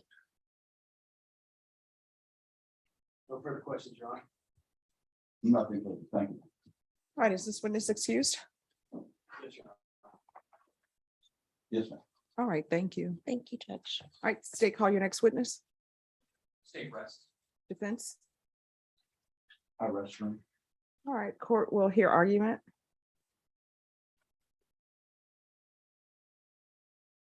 First, Your Honor, regarding violation of condition number 1. Just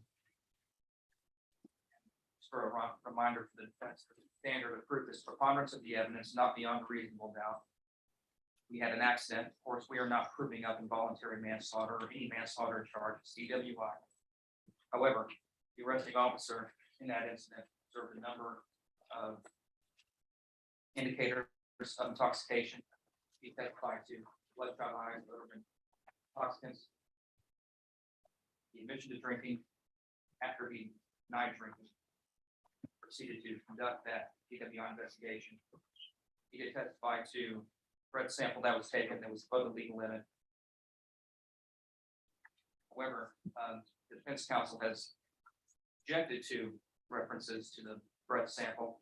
So I would argue that across the state of Texas, there have been hundreds of jury trials where people have been convicted of DWI with no video, no blood, no breath. And according to this standard for probation hearing, I believe the testimony by the officer is more than sufficient standard. With the testimony by the probation officer sufficient to cover the two technical violations that he pled not true to. And the failure to submit drug testing and the positive test for marijuana.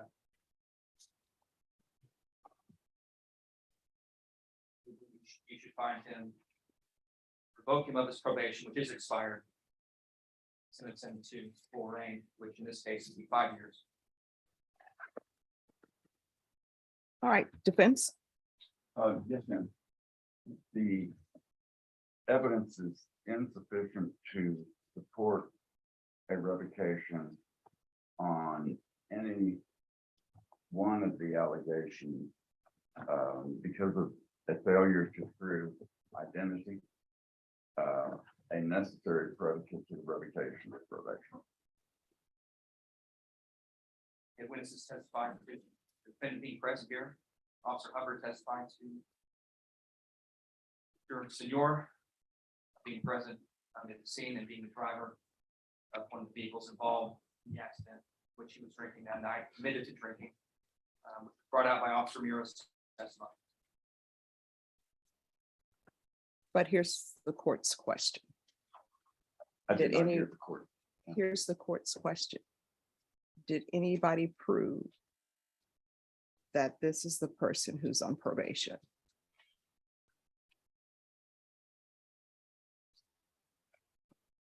He never admitted it.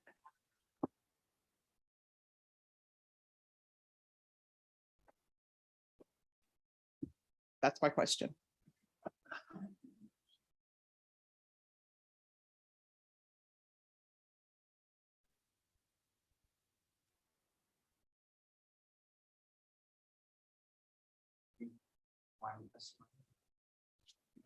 I'm sorry.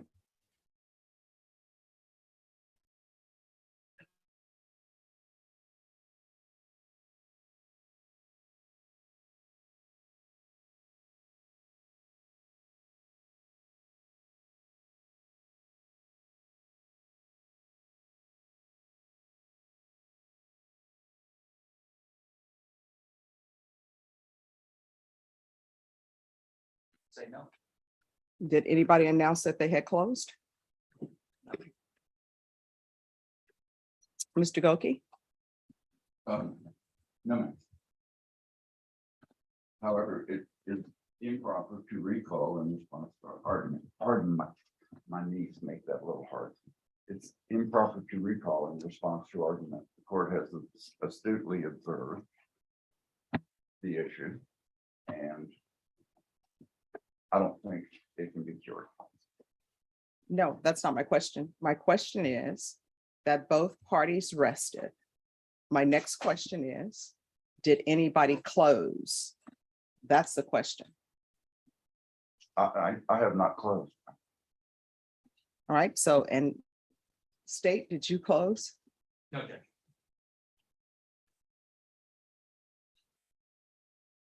Court invited argument.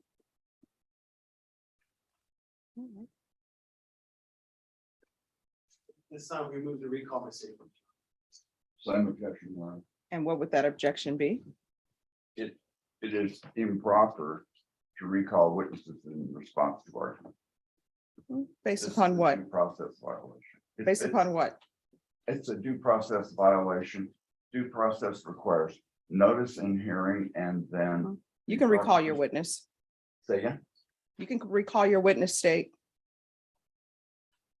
So the rest of the objection is notice and hearing, and then procedural compliance. State, you can call your witness. So make the objection with regard to procedural. That will be compliance, overruled. notice and hearing. There, that's. You can call your Thank you. witness. Take all it's gonna say.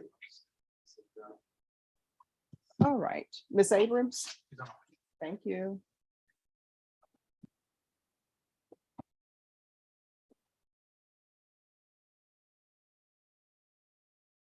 All right, you're still under oath, state. Ms. Abrams. Can you name the defendant, please? Samuel Samudo, I can't pronounce his first name, Senor. Samudio Senor. Is he currently on probation? Yes, he is. And is he here in the courtroom? Yes, he is. Can you please identify him by an article of clothing that he's currently wearing? The black Nike hoodie. And the individual sitting next, so the individual in the black Nike hoodie who's sitting, can you identify where he's sitting? Right next to Mr. Goki. And that is the individual that you're under the understanding that he is violating terms of probation. That's why you're here today. Yes. Pass the witness, Your Honor. Yes, ma'am. So when did you say you began working here? For the probation department, January of 2020. In any event, you were not present in the courtroom when anyone was placed on probation with regard to the motion that we are discussing. Is that correct? I was not in the courtroom when he was placed on probation. That is correct. In fact, you don't know who was placed on probation at that time. That time being the original probation. In our system, we have a picture of the defendants who are placed on probation, kind of like their mugshot, and it shows a clear picture on who's on probation for that particular offense. His picture is with the case in our system, and I've seen him in the courtroom before for this case. The picture looks like the man sitting next to you, correct? Yes, However, you were not present when anyone was placed on probation on that date that the probation is said to have begun. as previously stated, I was not in the courtroom when he was placed on probation. And even in his questions, the prosecutor has used qualifying language that apparently and appeared to be. And basically, that's the nature of your testimony, isn't it? This is what you believe, right? That is correct. But you were not present when anyone was placed on probation for anything on the date that this probationary period said. Once again, I was not. Nothing but thank All right, anything else?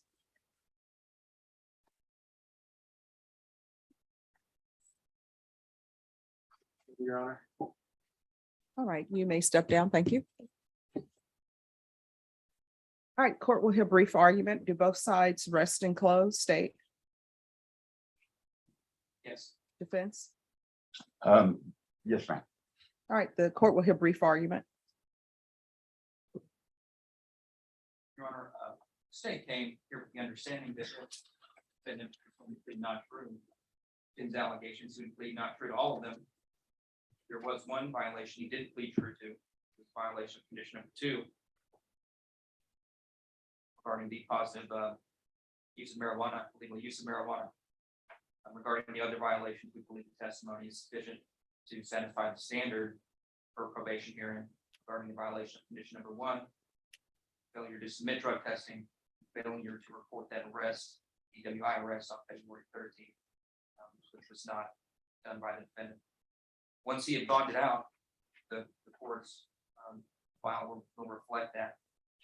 He had absconded, he was picked up January 27th of this year, so he was gone a year and a half. And that's to revoke him. All right, Mr. Goki, Yes, ma'am. and also Mr. Goki, you can address the issue of your client pleading true to violation to condition number 2, which appears to the court to prove his identity because he pled true to violation it 2. does- it You may does not. proceed. You may proceed. Yes, ma'am. It does not prove. You may identity. proceed with your argument. And my argument is, it does not prove identity. A plea of true or a plea of not true each of them, there's no alternative, true or not true. Neither of them is an admission of identity. Case law supports that. It is simply a fatal defect in the proceeding. And plea of true or not true, neither one of them is an admission of identity. Neither one of them is then supported by the evidence, and therefore the evidence is insufficient to support a revocation. All right, and the witness who just testified that he is Mr. Senior? I did not hear you, ma'am. I'm sorry. I said the witness who just testified that he is Mr. Senior. How do you address that issue? It's the same, man. They have not proven who was placed on probation on the given date. That's why it is a necessary predicate to a motion to revoke. That's why you ask that question. And that's why the exercise of the Fifth Amendment becomes important. It's as simple as that. Okay. All right, your client needs to fill out the trial court certification form. Has that been done? No, we were. All right, I'll give you a chance to go over that. And while he goes over that, is there anyone else who is ready? You can have, who's here on, and we're off the record on this case. Who's here on Fortunato Alvarez? I'm here, I am Judge. Good morning. Good morning. How are you today? Oh, you're doing great. How are you doing? Mr. President, do you want to? Yes. Just briefly, Judge, I've conferred with Brittany to have an offer. There is some video evidence we for you. I've got time to review that with him. The mayor not have a slave, but she wants to see the trial date. All right, where's Mr. Alvarez, as he can come forward?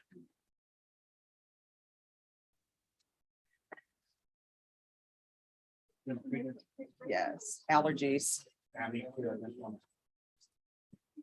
Mr. Alvarez. All right, Mr. Alvarez. Do you have all the discovery? More than enough. All right, Ms. Ferguson, can I have a 3-week reset on Mr. Alvarez for plea deadline, please? All right, we'll be back on December 1st. Ms. Ferguson will give you a reset form. Thank you, Judge. You too. Thank you.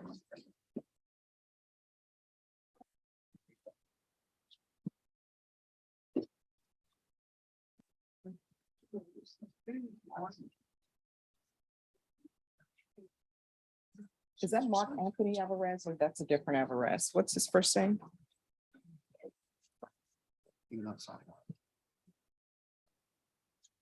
Fortuna. All right, thank you.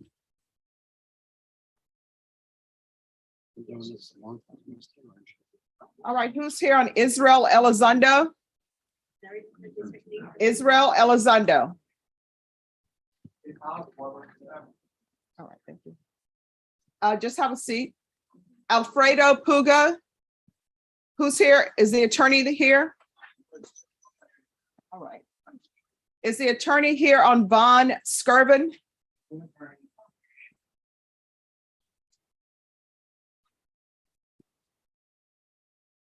Can I see the files on which one?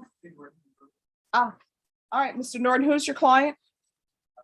Yeah. All right, Mr. Skirvin, if you could approach.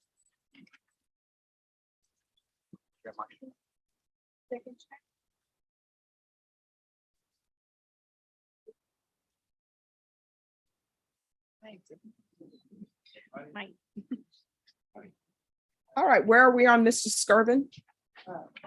Judge, I reviewed the case file, and there are 3 cell phone downloads that are missing. I haven't been successful in contacting the investigator on the case of the smaller jurisdiction.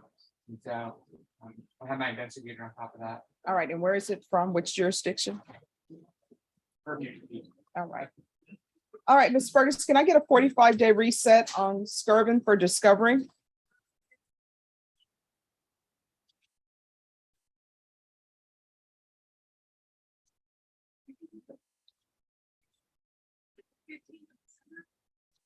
All right, we'll come back on December 15th. Just get a reset form from Ms. Ferguson. Yes, Skirvin. Puga? All right, today is his plea deadline date. What are we doing with Mr. Puga? Judge Jason Johnson.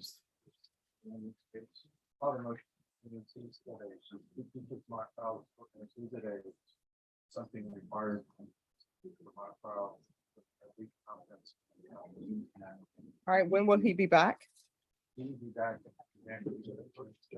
I'm sorry, when? Next Tuesday or Wednesday.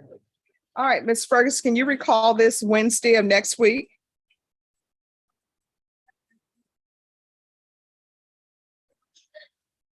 All right, your plea deadline date will be extended to November 9th. It will not be extended any further. Ms. Ferguson will give you a reset form.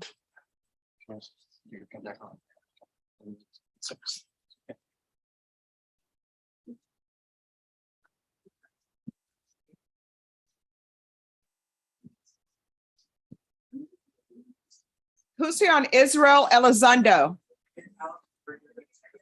Okay, all right, thank you.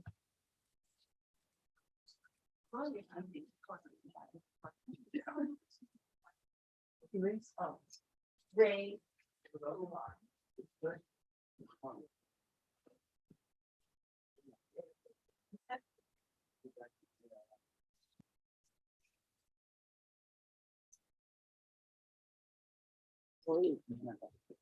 Saragossa Tovar, come forward. He's not here. Where is he? I don't. Okay.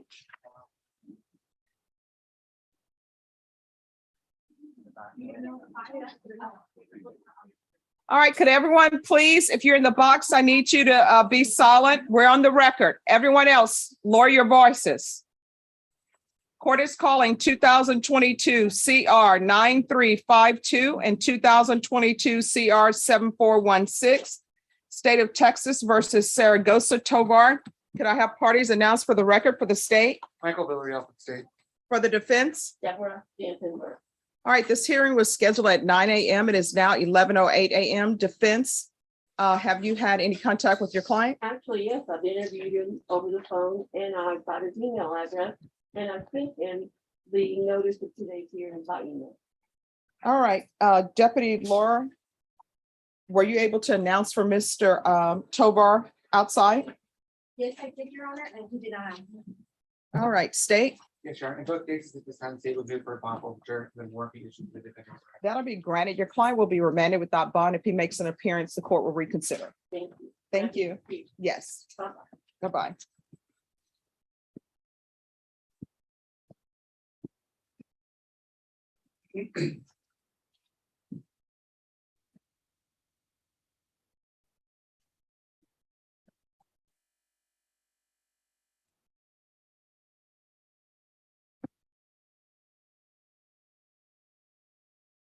Yeah.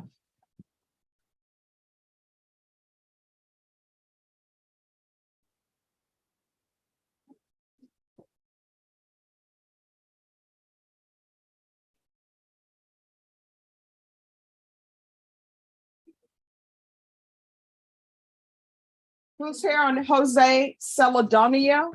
Jackson Lindsay on behalf of Jose Celadonio, Judge, ready to proceed. All right, where is Jose Celadonio? In the jury box there. All right, Mr. Celadonio, if you'll come up.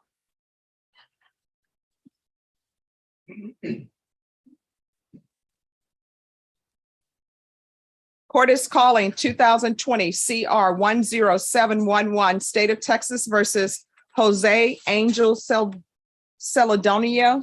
Could I have parties announced for the record for the state? It's drug case. State has agreed to defer.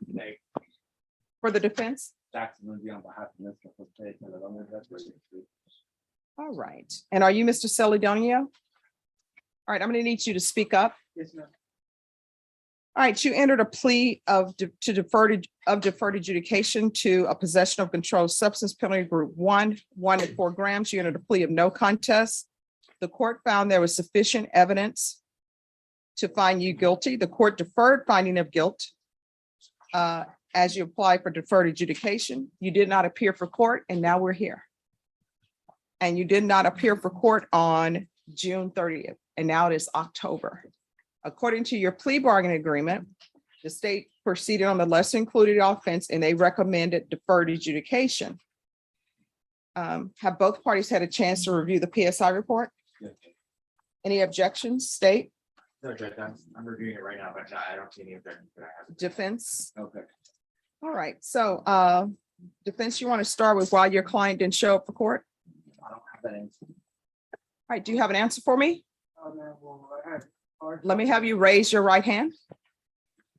Do you solemnly swear or affirm the testimony you give will be the truth and nothing but the truth, so help you God? Yes, ma'am. All right, state your name for the record. Jose Angel Cervonio. All right, you put your hand down. Why didn't you show up for court? I had put car trouble that morning and I was trying to call, I was having trouble, getting the video call going. And I tried calling the office, but I never got, my friend's office, I never got an answer, so. So you were missing June.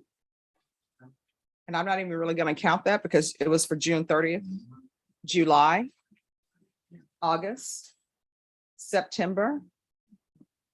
And now we're here. Tell me why you think you'd be a good candidate for probation when you can't even show up to be sentenced. What was, I guess with the wrong crowd, but Don't do the hanging with the wrong crowd people with me. You know why?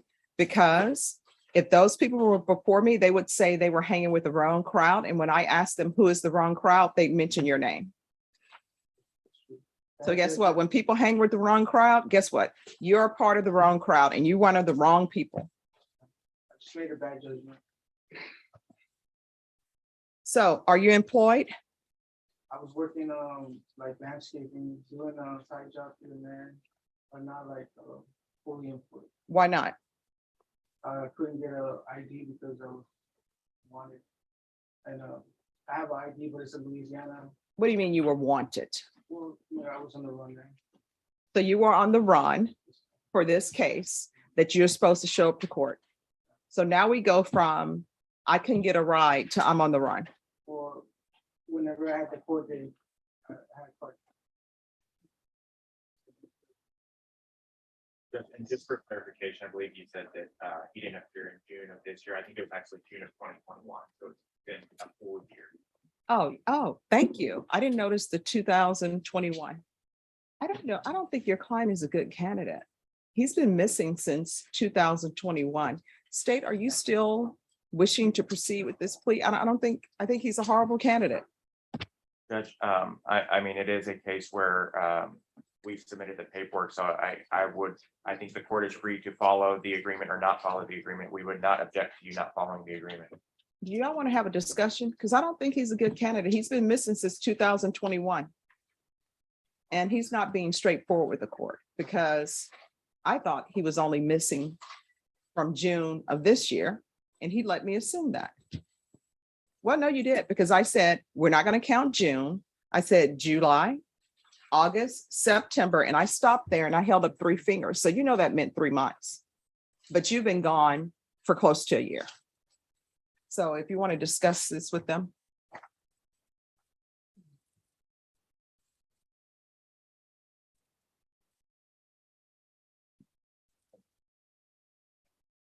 Herocilio Padilla.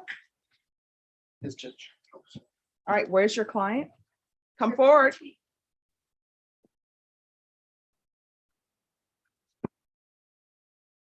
All right, what is happening with this case? Judge, it's the first day. My client is a resident, legal resident, and I need a reset to interview him with an immigration lawyer. I do have an offer from the state.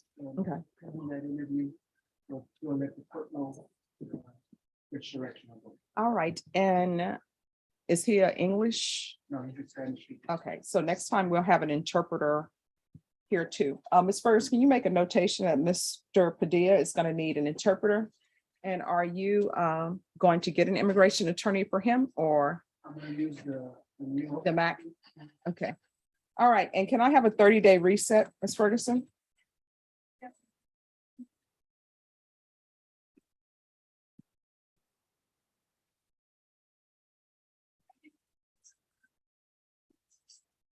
All right, we're gonna come back on December 6th. All right, Ms. Ferguson will give you a reset form.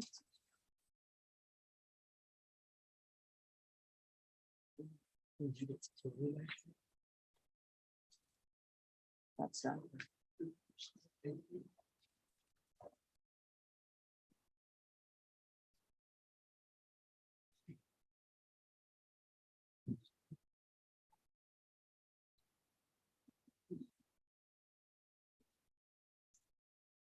Megan Tierney.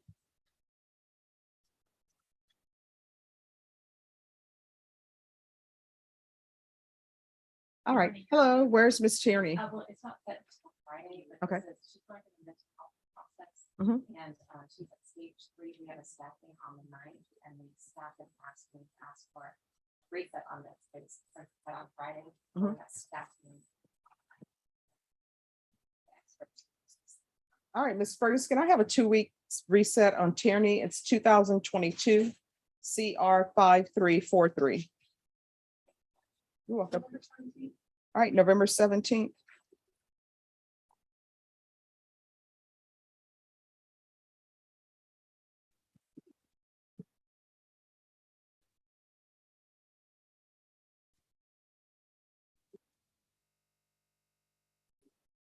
Who's here on Israel Elizondo? Is that attorney back yet? All right. Yeah, let's keep it.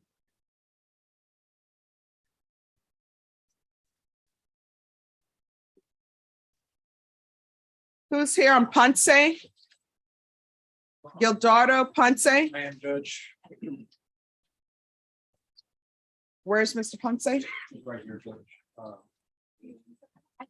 Judge, the court has issued a warrant on the NPR. So it's not going to happen this morning. Yeah. I have been conferring with the state on their allegations. We are asking the court to set bond on the NPR. Side, yeah, they're very good defense. Aside from that, there's no other. All right, Ms. Ferguson. Mr. Gerardo Ponce Jr. Can you call the county magistrates and have them look in the system to set a bond for Mr. Ponce? And tell them they have the court's permission to set a bond?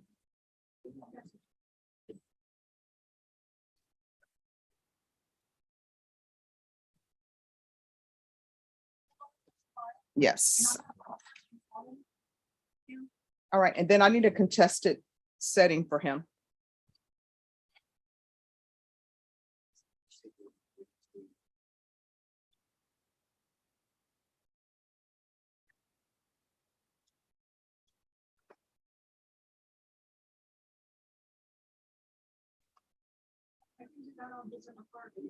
Okay. Your contested hearing will be on December 1st at 9 a.m. And of course, if it turns out it's not a contested, then we'll take care of that. All right, and he'll need to remain. Yes.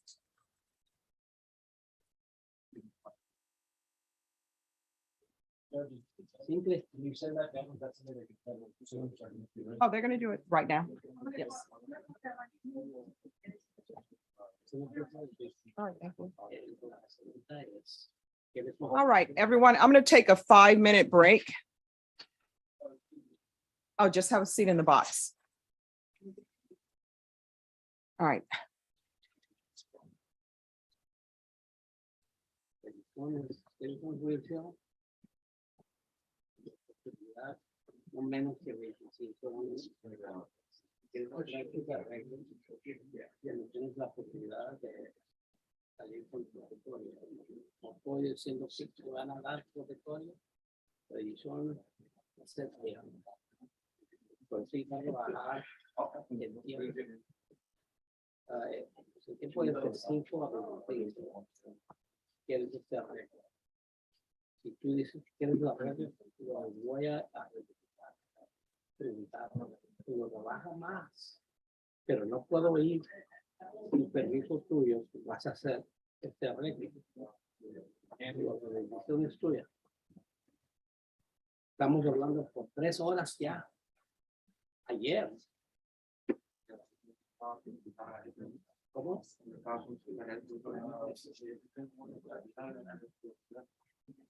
No es que es tratándolo un delito menos. Ahorita, primero. ¿Está claro en tu mente? Está claro en tu mente. Está claro en tu mente. El delito es aquí. Con sexual, continuando con una niña. Eso es donde está ahorita. Algo que están trabajándolo. Sexuales. Ese es de 5 años. Pero este no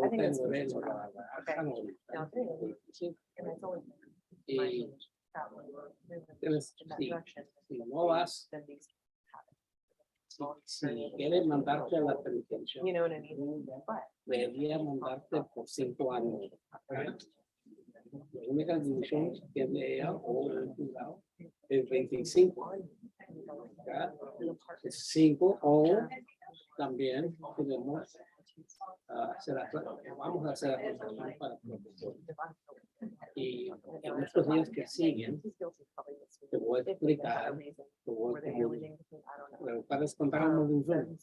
Podrías mirar los vídeos y todo.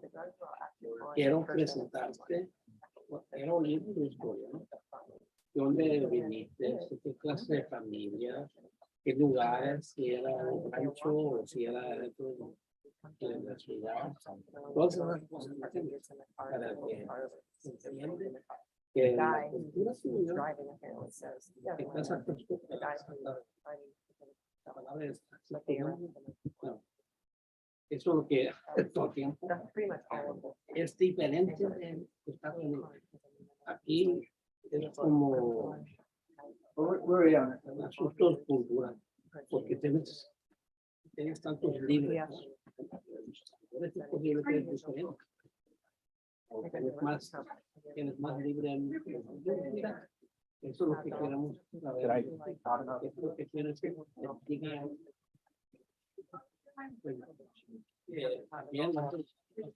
Are you gonna handle no puedes hablar que tienes que cortar.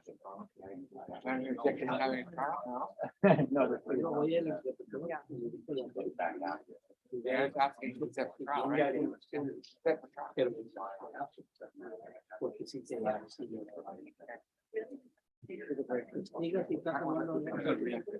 No, make sure I'm not stepping in front of you. You're not. Okay. ¿Cómo vas a decir primero? Is it Brothers or Miguel that's doing it? Miguel started? About today's the first day. You think Brothers said it? It's like. I know. The only- I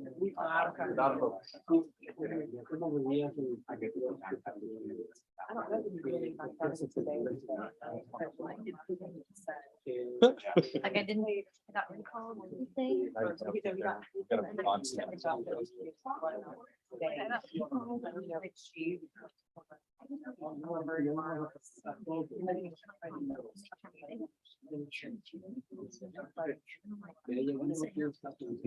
I'm like, it's 4 days.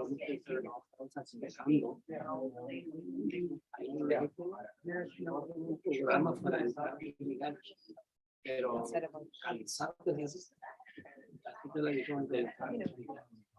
No puedes. Yeah. Es importante que la fuerza And there was, why are you to begin with? What the guy said on the body cam. Oh, In on the video, end, I didn't, oh, that's what it was, I wrote that, and then he goes, I didn't see him throw it. When That's I what he said. got up. So. I Sorry know. about that earlier. I hadn't seen you in forever. I'm hardly- No, my God, that was hilarious. When she said Bohemian grandparents, I was like, oh I knew exactly what that was. my God, I did not, but Because I didn't know. I didn't know what it was, but until I saw it. You know? Yeah. So that was- What else do you get for you? But, so I guess I. Yeah. About it. Yeah.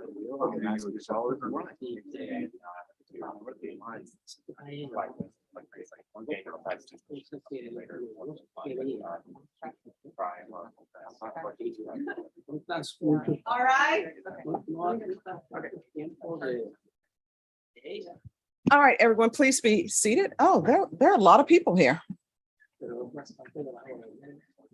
All right, yes. But I prefer to stay my client wants to do it.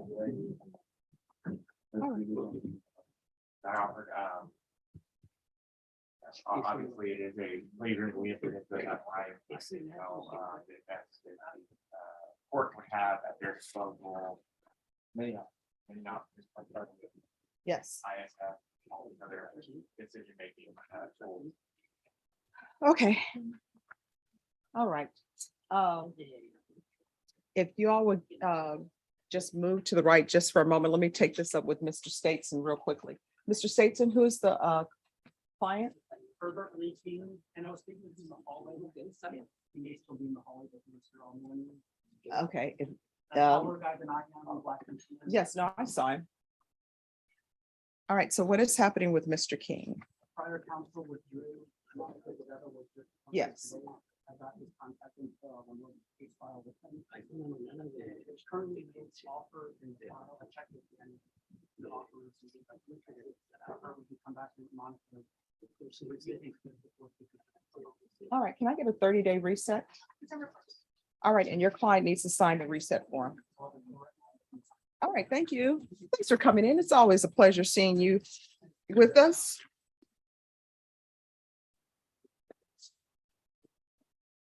And Norma, which page is Mr. King on? All right, thank you.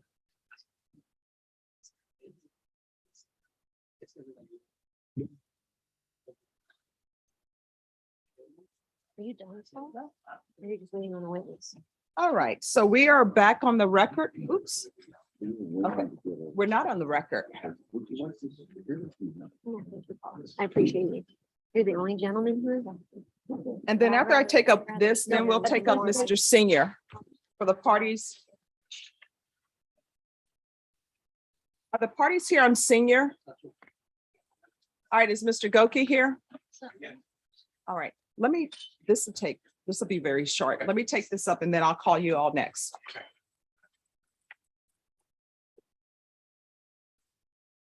Could I see the file on Retron, please? Norma? On Retron on this, I'm gonna need a 45-day reset.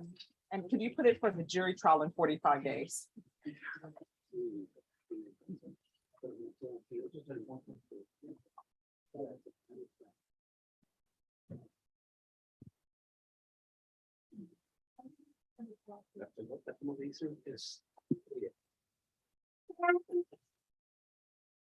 All right, to the state who's on Wetron, I believe that's family violence. Yes, on Wetron. I'm sorry, that's gonna be recalled for December 12th. Defense attorney came in prior and Mr. Villarreal will tell you what the issue is with the defense attorney.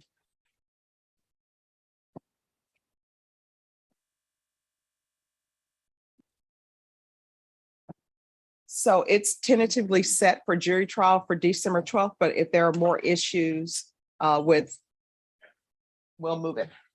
All right, the parties on Senior. We're back on the record in 2020 CR. Sorry, that's the wrong file. People have moved my files out of place. All right, we're back on the record in 2016 CR 0340 State of Texas versus Samudio Senior. The court is finding violation of conditions 2, 1, 9, and 2 true. The court will deny the motion. Is there anything else from either side?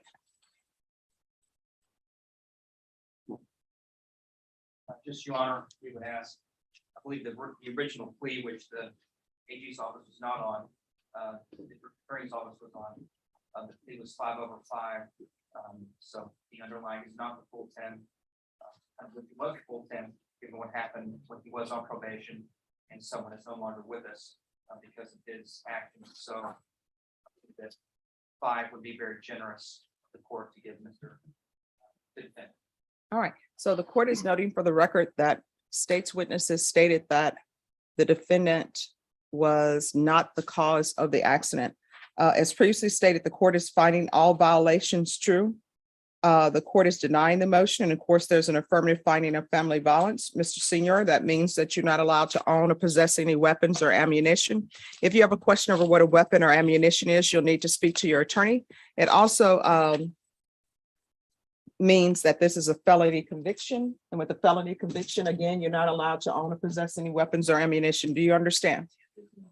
All right, the court is calling Jose Saldinio.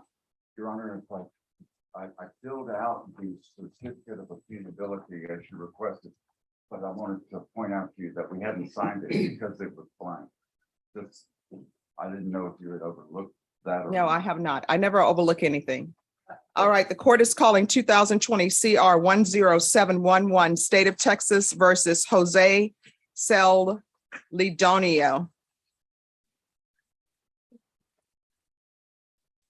You can unfold your hands. We're here because of your actions, not because of the actions of your attorney or the actions of the state. Do you understand? And we're here for me to make a decision whether or not to follow your plea bargain agreement or do something differently because you chose not to appear and you've been missing for a year. Do you understand? Do you have any children? What are their ages? 10, 8, 6, and 5. What are their birthdays? Birthday is Bella is November 20th. Joey is September 23rd. Julian is January 10th, and Katie Jax is December 31st. Where are they? They're in Louisiana. And so since you work part-time and you live with your parents, that means that you're not supporting them financially? I am. Oh, really? How much money are you sending to them? It's not a lot, but it's a little. Then that means you're not supporting them. Babies can't live off a little. People need to stop having children and expecting someone else to support them. Guess what? You're living with your parents is what you told me. So you have a roof over your head and you're depending on somebody other than yourself to place a roof over the head of your children, feed them and clothe them and buy them what they need for school. Do you understand? Yes, ma'am. I changed. I've been sober for 6 months. I've been You have not changed. Let me tell you how I know you have not changed, because a part of being sober is owning up to your mistakes, owning up to the bad choices you made, apologizing and taking care of legal issues that you may have and other issues that you may have, and you did not. The reason why you're in custody is not because you turned yourself in. Did you turn yourself in? So what happens is that you were still running. So you're not really in the phase of your sobriety where you should be. You understand? How far did you go in school? And what are you planning on doing with the rest of your life? You mean children, kids, or baby goats? Children. You know, parents around me. It's been difficult, but I know I made a mistake. And Nope, you made a bad choice. you need a chance to prove to you that I can finish it.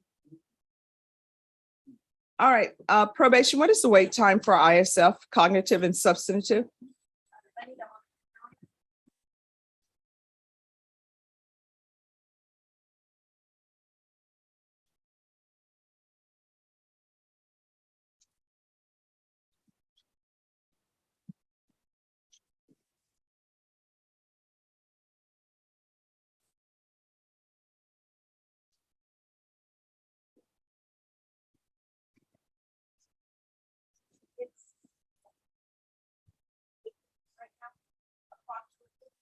Okay.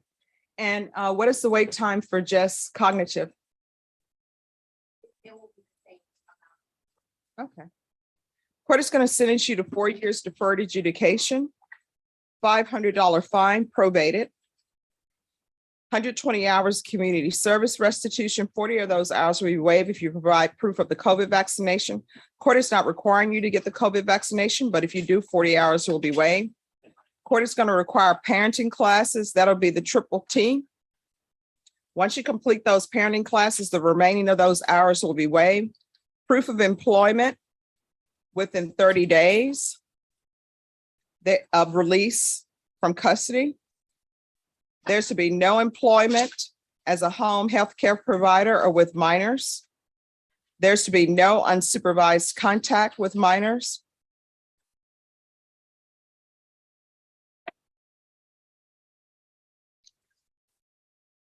There's going to be the UA hotline upon release until further notice.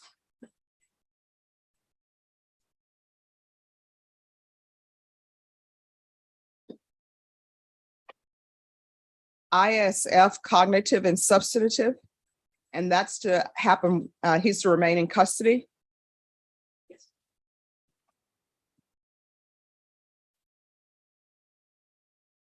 Reporting in person or by Zoom. Field visits 2 times per month. For 3 months, and then it will be as needed by probation. Probation, is there anything else he needs? Is there anything else you need from the court in order to be successful? Showing you what's entitled Trial Court Certification of Defendant's Rights to Appeal. Did you review that document with your attorney? Did you understand it, and did you sign it? Because this is a plea bargain agreement, because I followed your plea bargain agreement, and because you waived your right to appeal, you do not have the court's permission to appeal. Do you understand? All right, you can go off the record. Good luck to you. Better do better for you.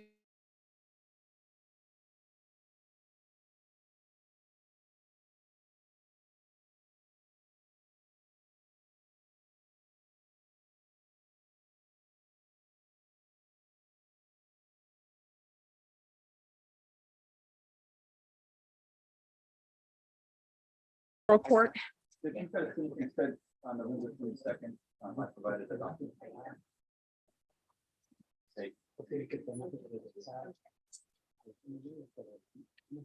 All right, Ms. Ferguson, can we recall Mr. Martinez in December?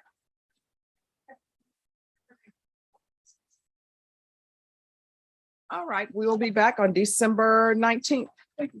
You're welcome. Thank you.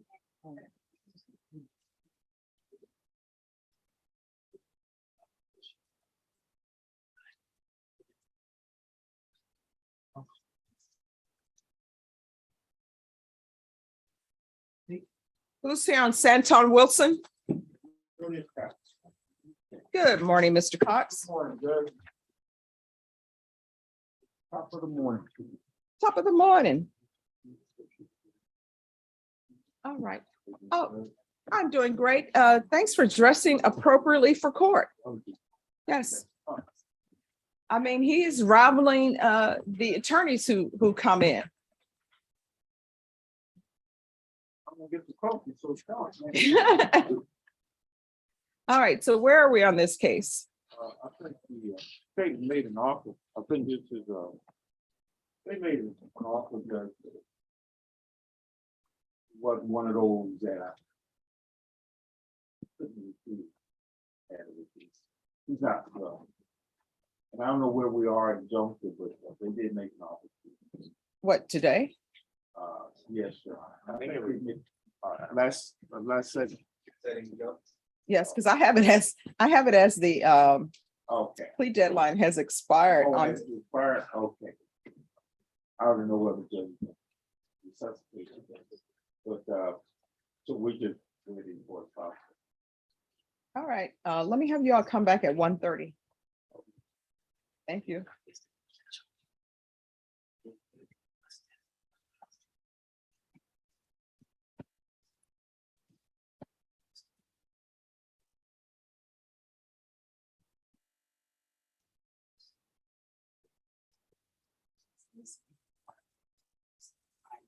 Okay. Who's here on Jonathan Tate? I am Judge. All right, if you come forward. And probation, there's no application. Are you ready? All right, the court is calling 2022 CR 6206, State of Texas versus Jonathan Tate. Can I have parties announced for the record for the state? Daniel S. Clark, State of Texas. Defense? Scott Bill for Mr. Tate. And are you Mr. Tate? All right, I'm gonna need you to keep your voice up for me, okay? Defense, I'm showing you what's entitled discovery acknowledgement. Have you received all the discovery in this case and did you review it with your client? Court will find that the state is in compliance with discovery. Mr. Tate, I'm showing you what's entitled true bill of indictment. Did you review that with your attorney? Did you understand it? Counsel, do you weigh the reading of the indictment? I do, Your Honor. State, proceeding on the indictment as presented. Your Honor, the state's waiving the appearance allegation. Any objection? No, Your Honor. Otherwise, proceeding on that. Mr. Tate, I'm showing you what's entitled court admonishments. Did you review that document with your attorney? Did you understand it and did you sign it in all the appropriate places? Did you understand you're charged with theft under $2,500 enhanced as a state jail felony? Range of punishment is anywhere from 180 days up to 2 years in the state jail facility and up to a $10,000 fine. Did you understand? You whisper. All right. Did you understand if you have a plea bargain agreement with the state, the court does not have to follow your plea bargain agreement. If for any reason the court does not, you can withdraw your plea. The fact that you entered a plea will not be used against you and you will be allowed to withdraw your plea. Did you understand? Yes, sir. Did you understand you have a right to jury trial, a right for you or your attorney to cross-examine and confront any witnesses the state would call in the right to remain silent? Did you understand by entering this plea bargain agreement, you were giving up those rights? Yes, Your Honor. Did you intend to give up those rights and enter into a plea bargain agreement in this case? Yes, Your Honor. Counsel, has your client been able to provide you with any defenses? He has, Your Honor. Do you believe he has a rational as well as a factual understanding of the charges against him? I believe he does, Your Honor. Do you believe he's currently competent and was legally sane at the time of the offense? Yes, Your Honor. Mr. Tate, has anyone threatened you, coerced you, or placed you in fear to get you to enter this plea? No, Your Honor. Has anyone promised you anything other than the plea bargain agreement? No, Your Honor. Are you satisfied with the way you've been represented? Are you a U.S. citizen? Yes, Your Honor. Court will find that defendant has knowingly and voluntarily waived his right to jury trial. Showing you the plea bargain page. Did you review it with your attorney? Did you understand it? Yes, Your Honor. According to the plea bargain agreement, they're asking that you be sentenced to 210 days in the Bexar County Jail under 12.44 of the Penal Code and a $1,200 fine. And there are no applications. Did you understand that to be the plea? Yes, Your Honor. Defense, Yes, Your Honor. state? Yes, Your Honor. Showing you the paragraph entitled waiver of appeal. Did you review that paragraph with your attorney? Did you understand it? Did you sign it in both places? Yes, Your Honor. Did you understand by signing that you're waiving your right to appeal? The only items that can be appealed are written pretrial motions that have been filed, heard, and ruled upon by the court. Did you understand? Yes, Your Counsel, are there any such motions? No, Your Honor. Then to the offenses charged, how do you plead? Guilty, not guilty, or no contest? Honor. State any evidence. Your Honor, state offers to exhibit one and all attachments. No objection. Showing you what's entitled waiver consent to stipulation of testimony and stipulations. Did you review that document with your attorney? Did you understand it? Did you sign it in all the appropriate places? Yes, Your Honor. Again, did you understand you have a right to jury trial, a right for you or your attorney to cross-examine and confront any witnesses the state would call in the right to remain silent? Yes, Your Honor. Did you understand that today the state will be presenting evidence in the form of witnesses' statements and police reports, but most importantly, there'll be no live testimony. Did you understand? Yes, Your Honor. Court will find that defendant has knowingly and voluntarily waived and consented to stipulation of testimony and stipulations. Court will accept into evidence states exhibits 1 and attachments and review the same.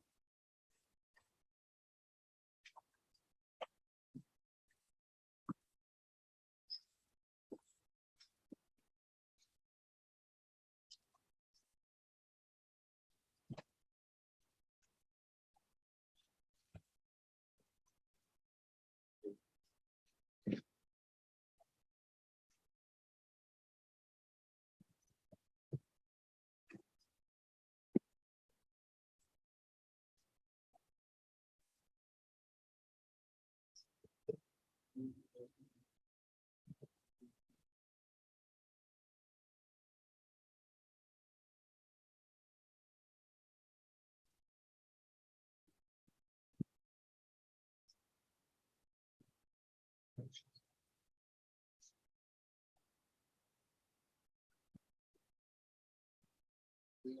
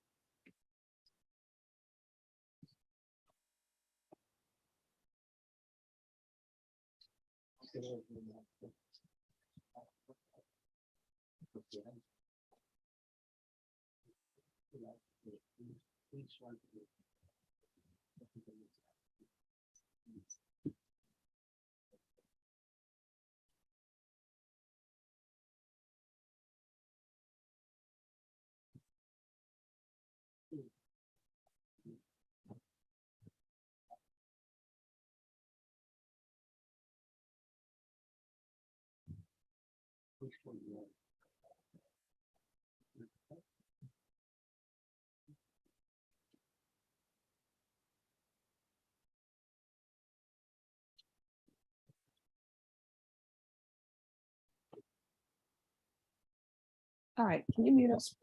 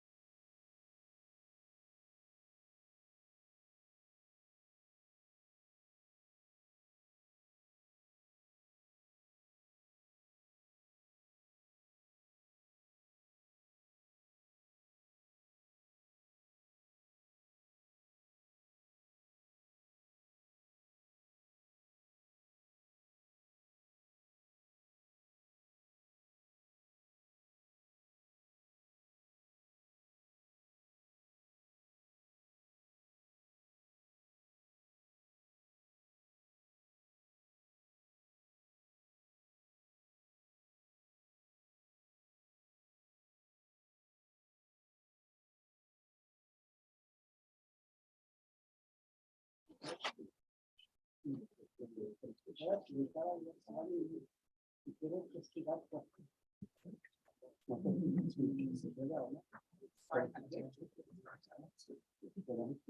right, court is calling 2020 CR 12314, State of Texas versus Shirley Martinez. Now parties approach and announce for the record. Is the defense attorney here? Yeah, Your Honor. All right, come forward. For the defense. Kenton Longacre for the defendant. And are you Ms. Martinez? Yes, ma'am. All right, I'm showing you a document entitled motion to revoke community supervision. Did you review that document with your attorney? I'm sorry, it shows that this motion was withdrawn. Yes. It shows that this motion was withdrawn and the defendant to remain in custody for screening with DDRF. So there is no open motion. Yeah, our understanding, Judge, is that we didn't know that it had been withdrawn. To the contrary, that it was still in place. That Ms. Martinez was going to plead true to the one violation, and the state was then going to recommend it should not be revoked on a condition to the court that she'll complete the treatment. No, she is scheduled for Your Honor, reaction. Yes. Thank you, Sarah. Yes. Oh, okay, all right, thank you.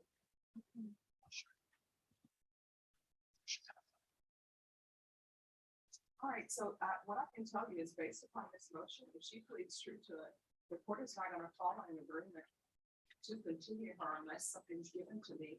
Because it says, according to violation of condition number 14, it says she's refusing services, she's uncooperative. So I don't know what's going on with her, but we can go on the record.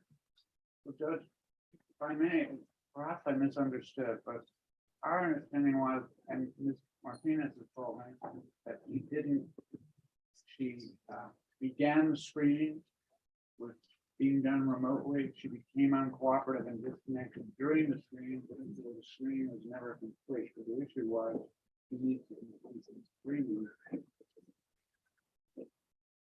Reach recommendations about what mental health care and you need. So. All right, court is, we're back on the record. Ms. Martinez, I'm showing you what's entitled motion to revoke community supervision. Did you review that with your attorney? Did you understand? No.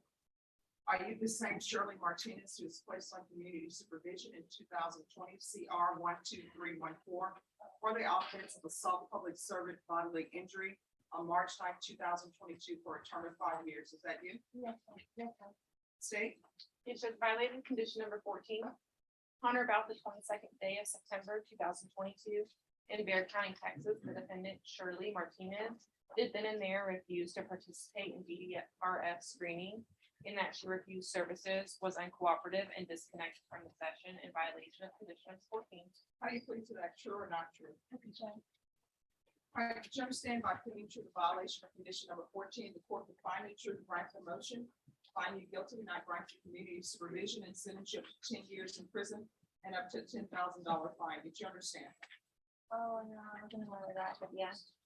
Well, now that you understand that, do you still wish to plead true to violation of condition number 14? Yes. Court is finding violation of condition number 14 true. Is there an agreement? Yes, Judge, we're asking that you deny the MCR in order the defendant to complete the DDRF evaluation of he's in custody. That's our understanding as well. Your Honor. All right, Ms. Martinez, do you want to be on probation or you just want to go to prison?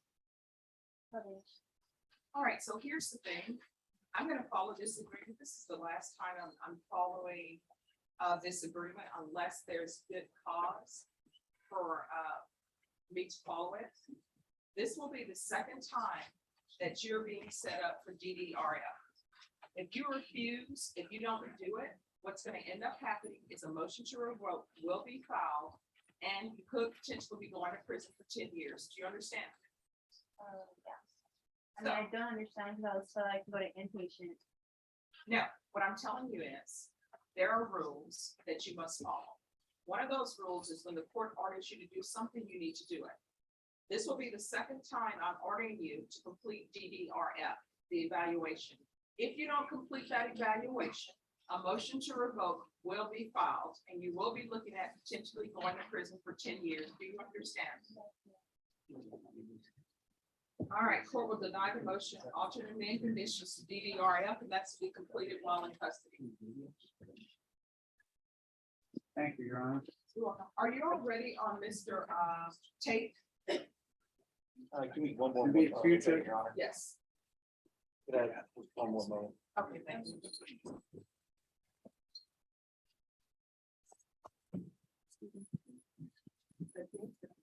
Yes. There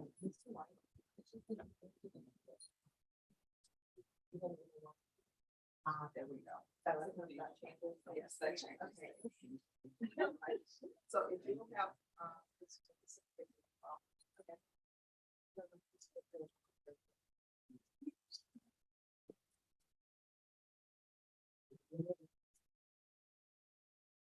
okay.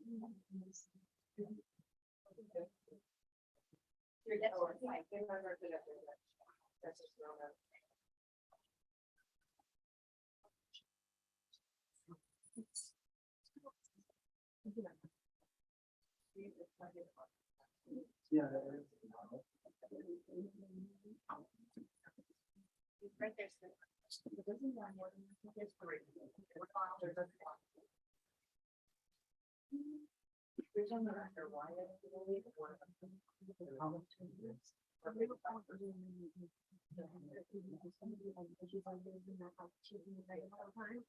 then you'll go back to have your singing habits.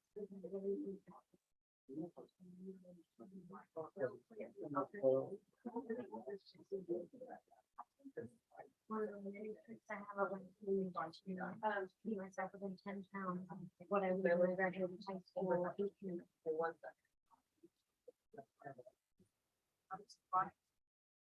Let's call that for next week.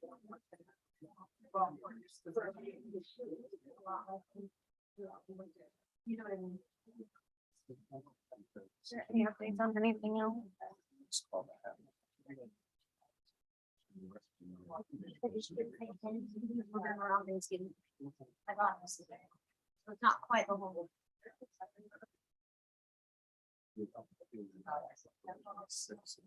Yeah.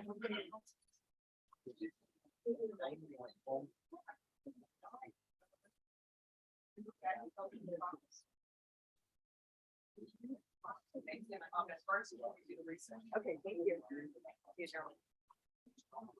Five peaches.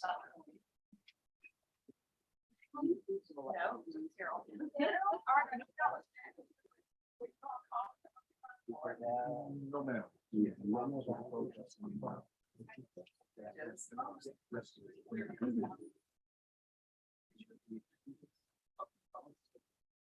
So I need to party on tape.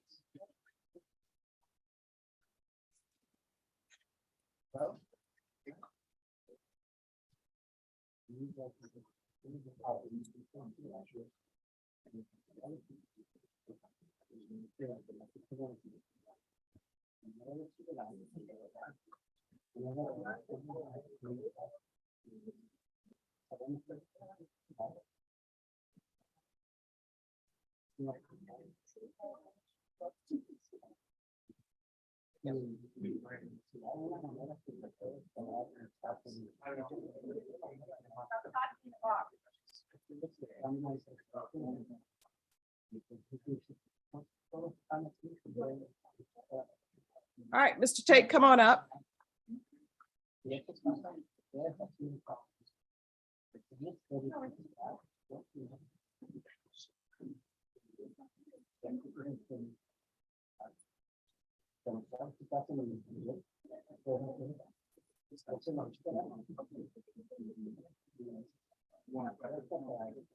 Sure.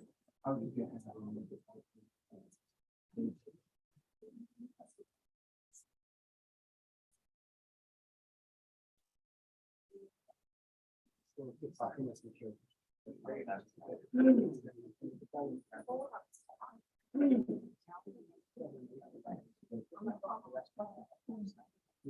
back on the record. And 2022 CR 6206. State, do you have additional evidence you wish to submit? Yes, Your Honor. C would like to make an additional part of the report. No objection. Then that's accepted. After reviewing state's exhibits 1 and attachments, the court will find there is sufficient evidence to find you guilty. The court will find you guilty. Are you proceeding with sentencing? Yes, Your Honor. Anything you wish to say on behalf of your client? Good. We'll follow our agreement. He's been in custody and everything guilty for 210 days. And he's ready to get home to his son trip. All right, the court will follow your agreement, sentence you to 210 days in the Bexar County Jail under 1244, give you credit for any time served. Court will find that the judgment is satisfied.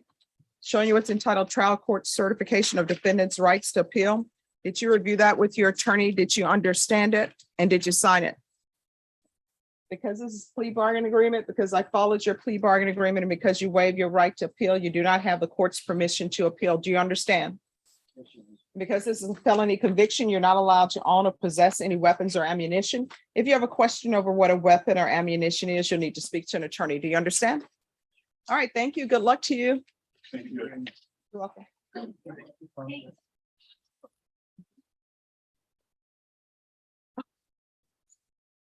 Oh, no problem. It happens.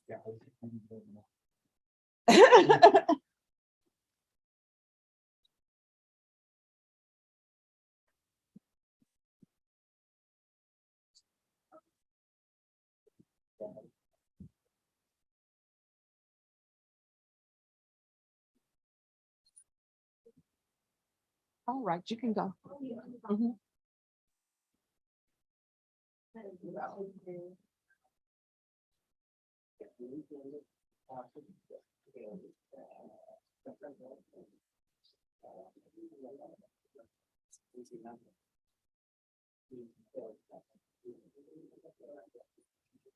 All right, who's here on Pedro Martinez? We did? We did. Okay, I don't know why I was sent back up here. Who's here on Donnell Ward?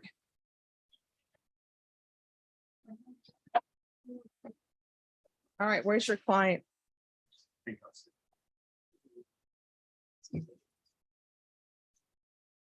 All right, where are we on this case?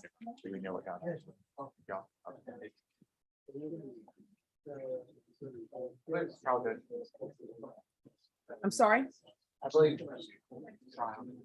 All right, do you have all the discovery? Yes, Your Honor.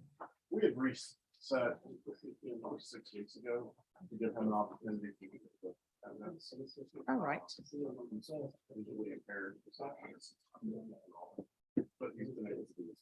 All right, so Mr. Ward, are you requesting a jury trial? Yes. All right, Ms. Ferguson, I need a jury trial date for Mr. Ward. Which case state will you be proceeding on first?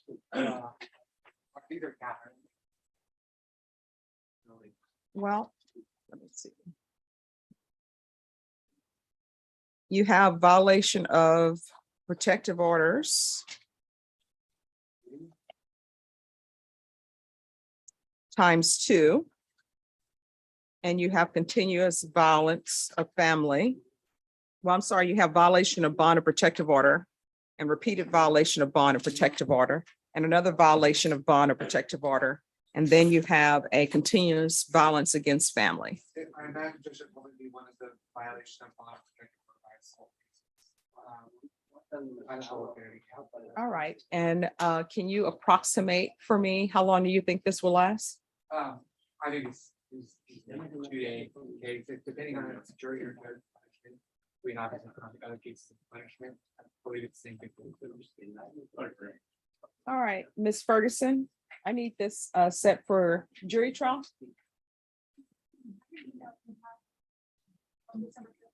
Okay. All right, you'll be sent to impact court on December 5th. You need to be dressed for trial, otherwise you'll appear in trial in whatever civilian clothing you have at the jail council. If he wishes to have a different type of clothing, of course, you will have to do a clothing exchange.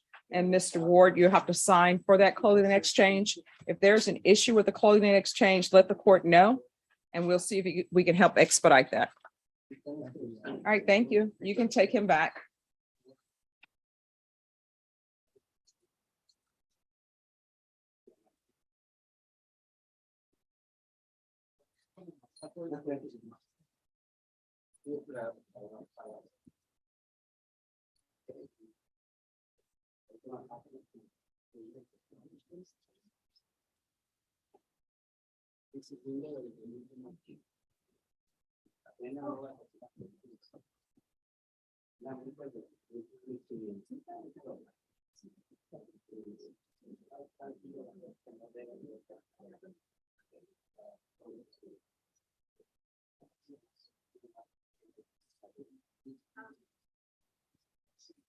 Who's here on Israel Elizondo? I am Judge. All right, and what is happening with this case? The case is unchanged. Over here, Judge. We are still waiting on some school records from. All right, who is the state on this? Michelle. Right there. All right. So they're still waiting on school records. Do you know what is up with the school records? Because we've been waiting on school records for a while now. I don't know. Let me look into it. So you have the CPS records and the records from Clarity? I do, yes. All right. And these school records, are these school records that are records from within the Bexar County school system or outside? I think they're from SAISD on one side. They're from Northeast ISD, Judge. It looks like there were 2 sets that were requested. One of them came in for one student, and then the other students come in. We followed up and hasn't looked like as of today we haven't received anything. They did acknowledge that they received it and that there was an error not to send both, but the person who apparently does them was out. Let me see if I have any copies. All right, Ms. Ferguson, can I have a 3-week reset on Elizondo for discovery? All right, we'll be back on December 1st to make sure you have your school records. Second, I'm set for trial in another one. I don't mean the second or the 5th. Or the 6th. Okay, what if you're in trial on the 2nd? It's the announcement docket and it takes a long time, but then you click on the 5th. Okay, Norma, recall it on December 2nd. Who's here on, that's gonna have to wait. Who's here on Santon Wilson? That's coming back at 1:30. No, this is back at 1:30.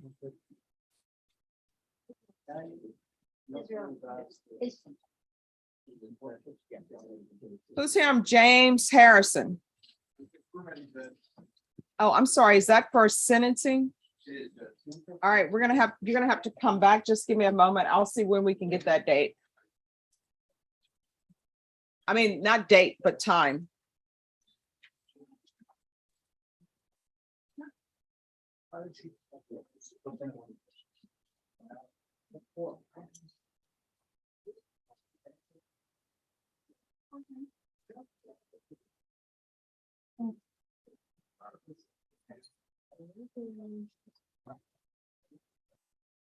All right, what, John Pettis, is he in custody or on bond? John Pettis, if you can come forward, please.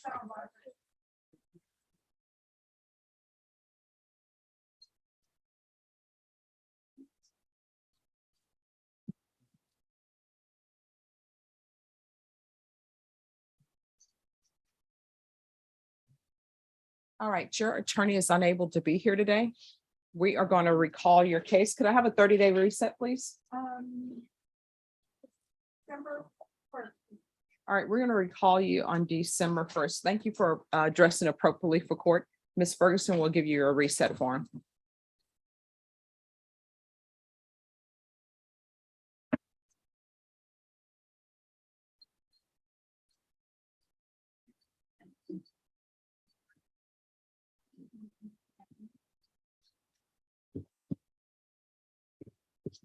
And are these on the docket? Oops, are these on the docket today?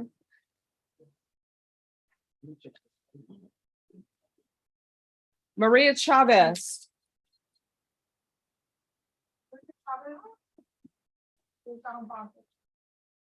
Where is Maria Chavez?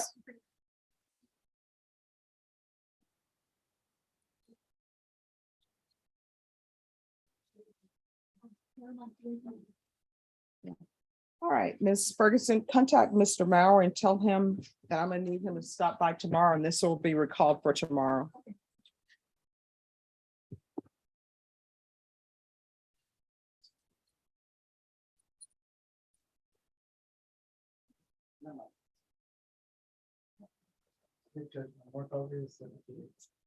Oh, could I have the files? Mark Alvarez.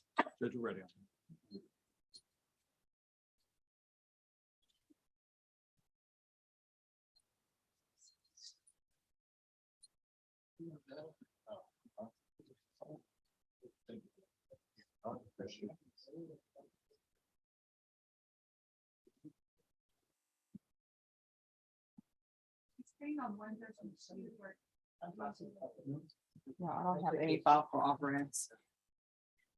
All right, Mr. Alvarez, we're gonna have you come back later this afternoon because as you can see, the court reporter is on break. Yes. Okay. So I can be there anytime until then. For tomorrow. No, we're gonna do it today. Yeah, okay. Awesome. We're gonna do it today. And we don't have the file. So just have a seat, we'll get it to you. Thank you. Thank you, you're welcome. No problem. I'm waiting. Harrison, you want to know about Harrison? You want to do it another day? No, we're doing it today. 1:30. Everyone, just give me a moment. Everyone put some patience in your pocket. All right. So the court is here. Just so everyone knows, the staff hasn't had a break. The court has been here since 9. Some people have not been here at 9. And then everyone shows up and it's an emergency. And everybody wants their emergency to become someone else's priority. We are moving as quickly as possible. If you look to the right, you will see that there is not a court reporter here. So we're going to try to get your cases handled as quickly as possible. So everyone, let's be patient and be nice to each other. And let's not bum rush Ms. Ferguson. All right, thank you.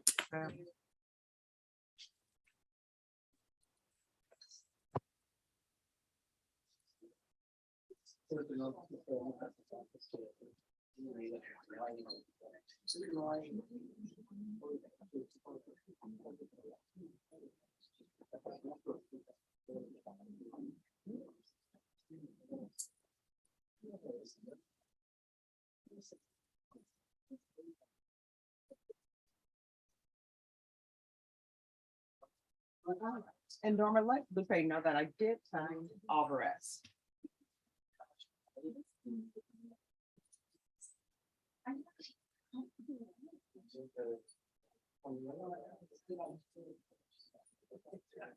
And everyone, just give me a moment.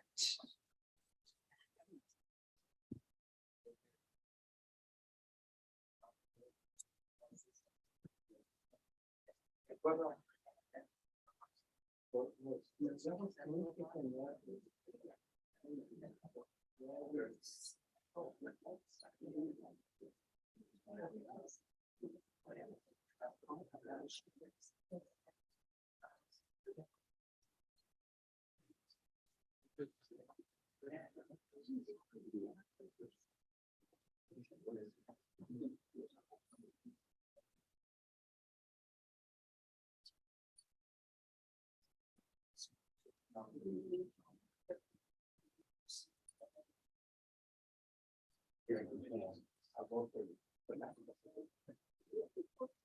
Because I like.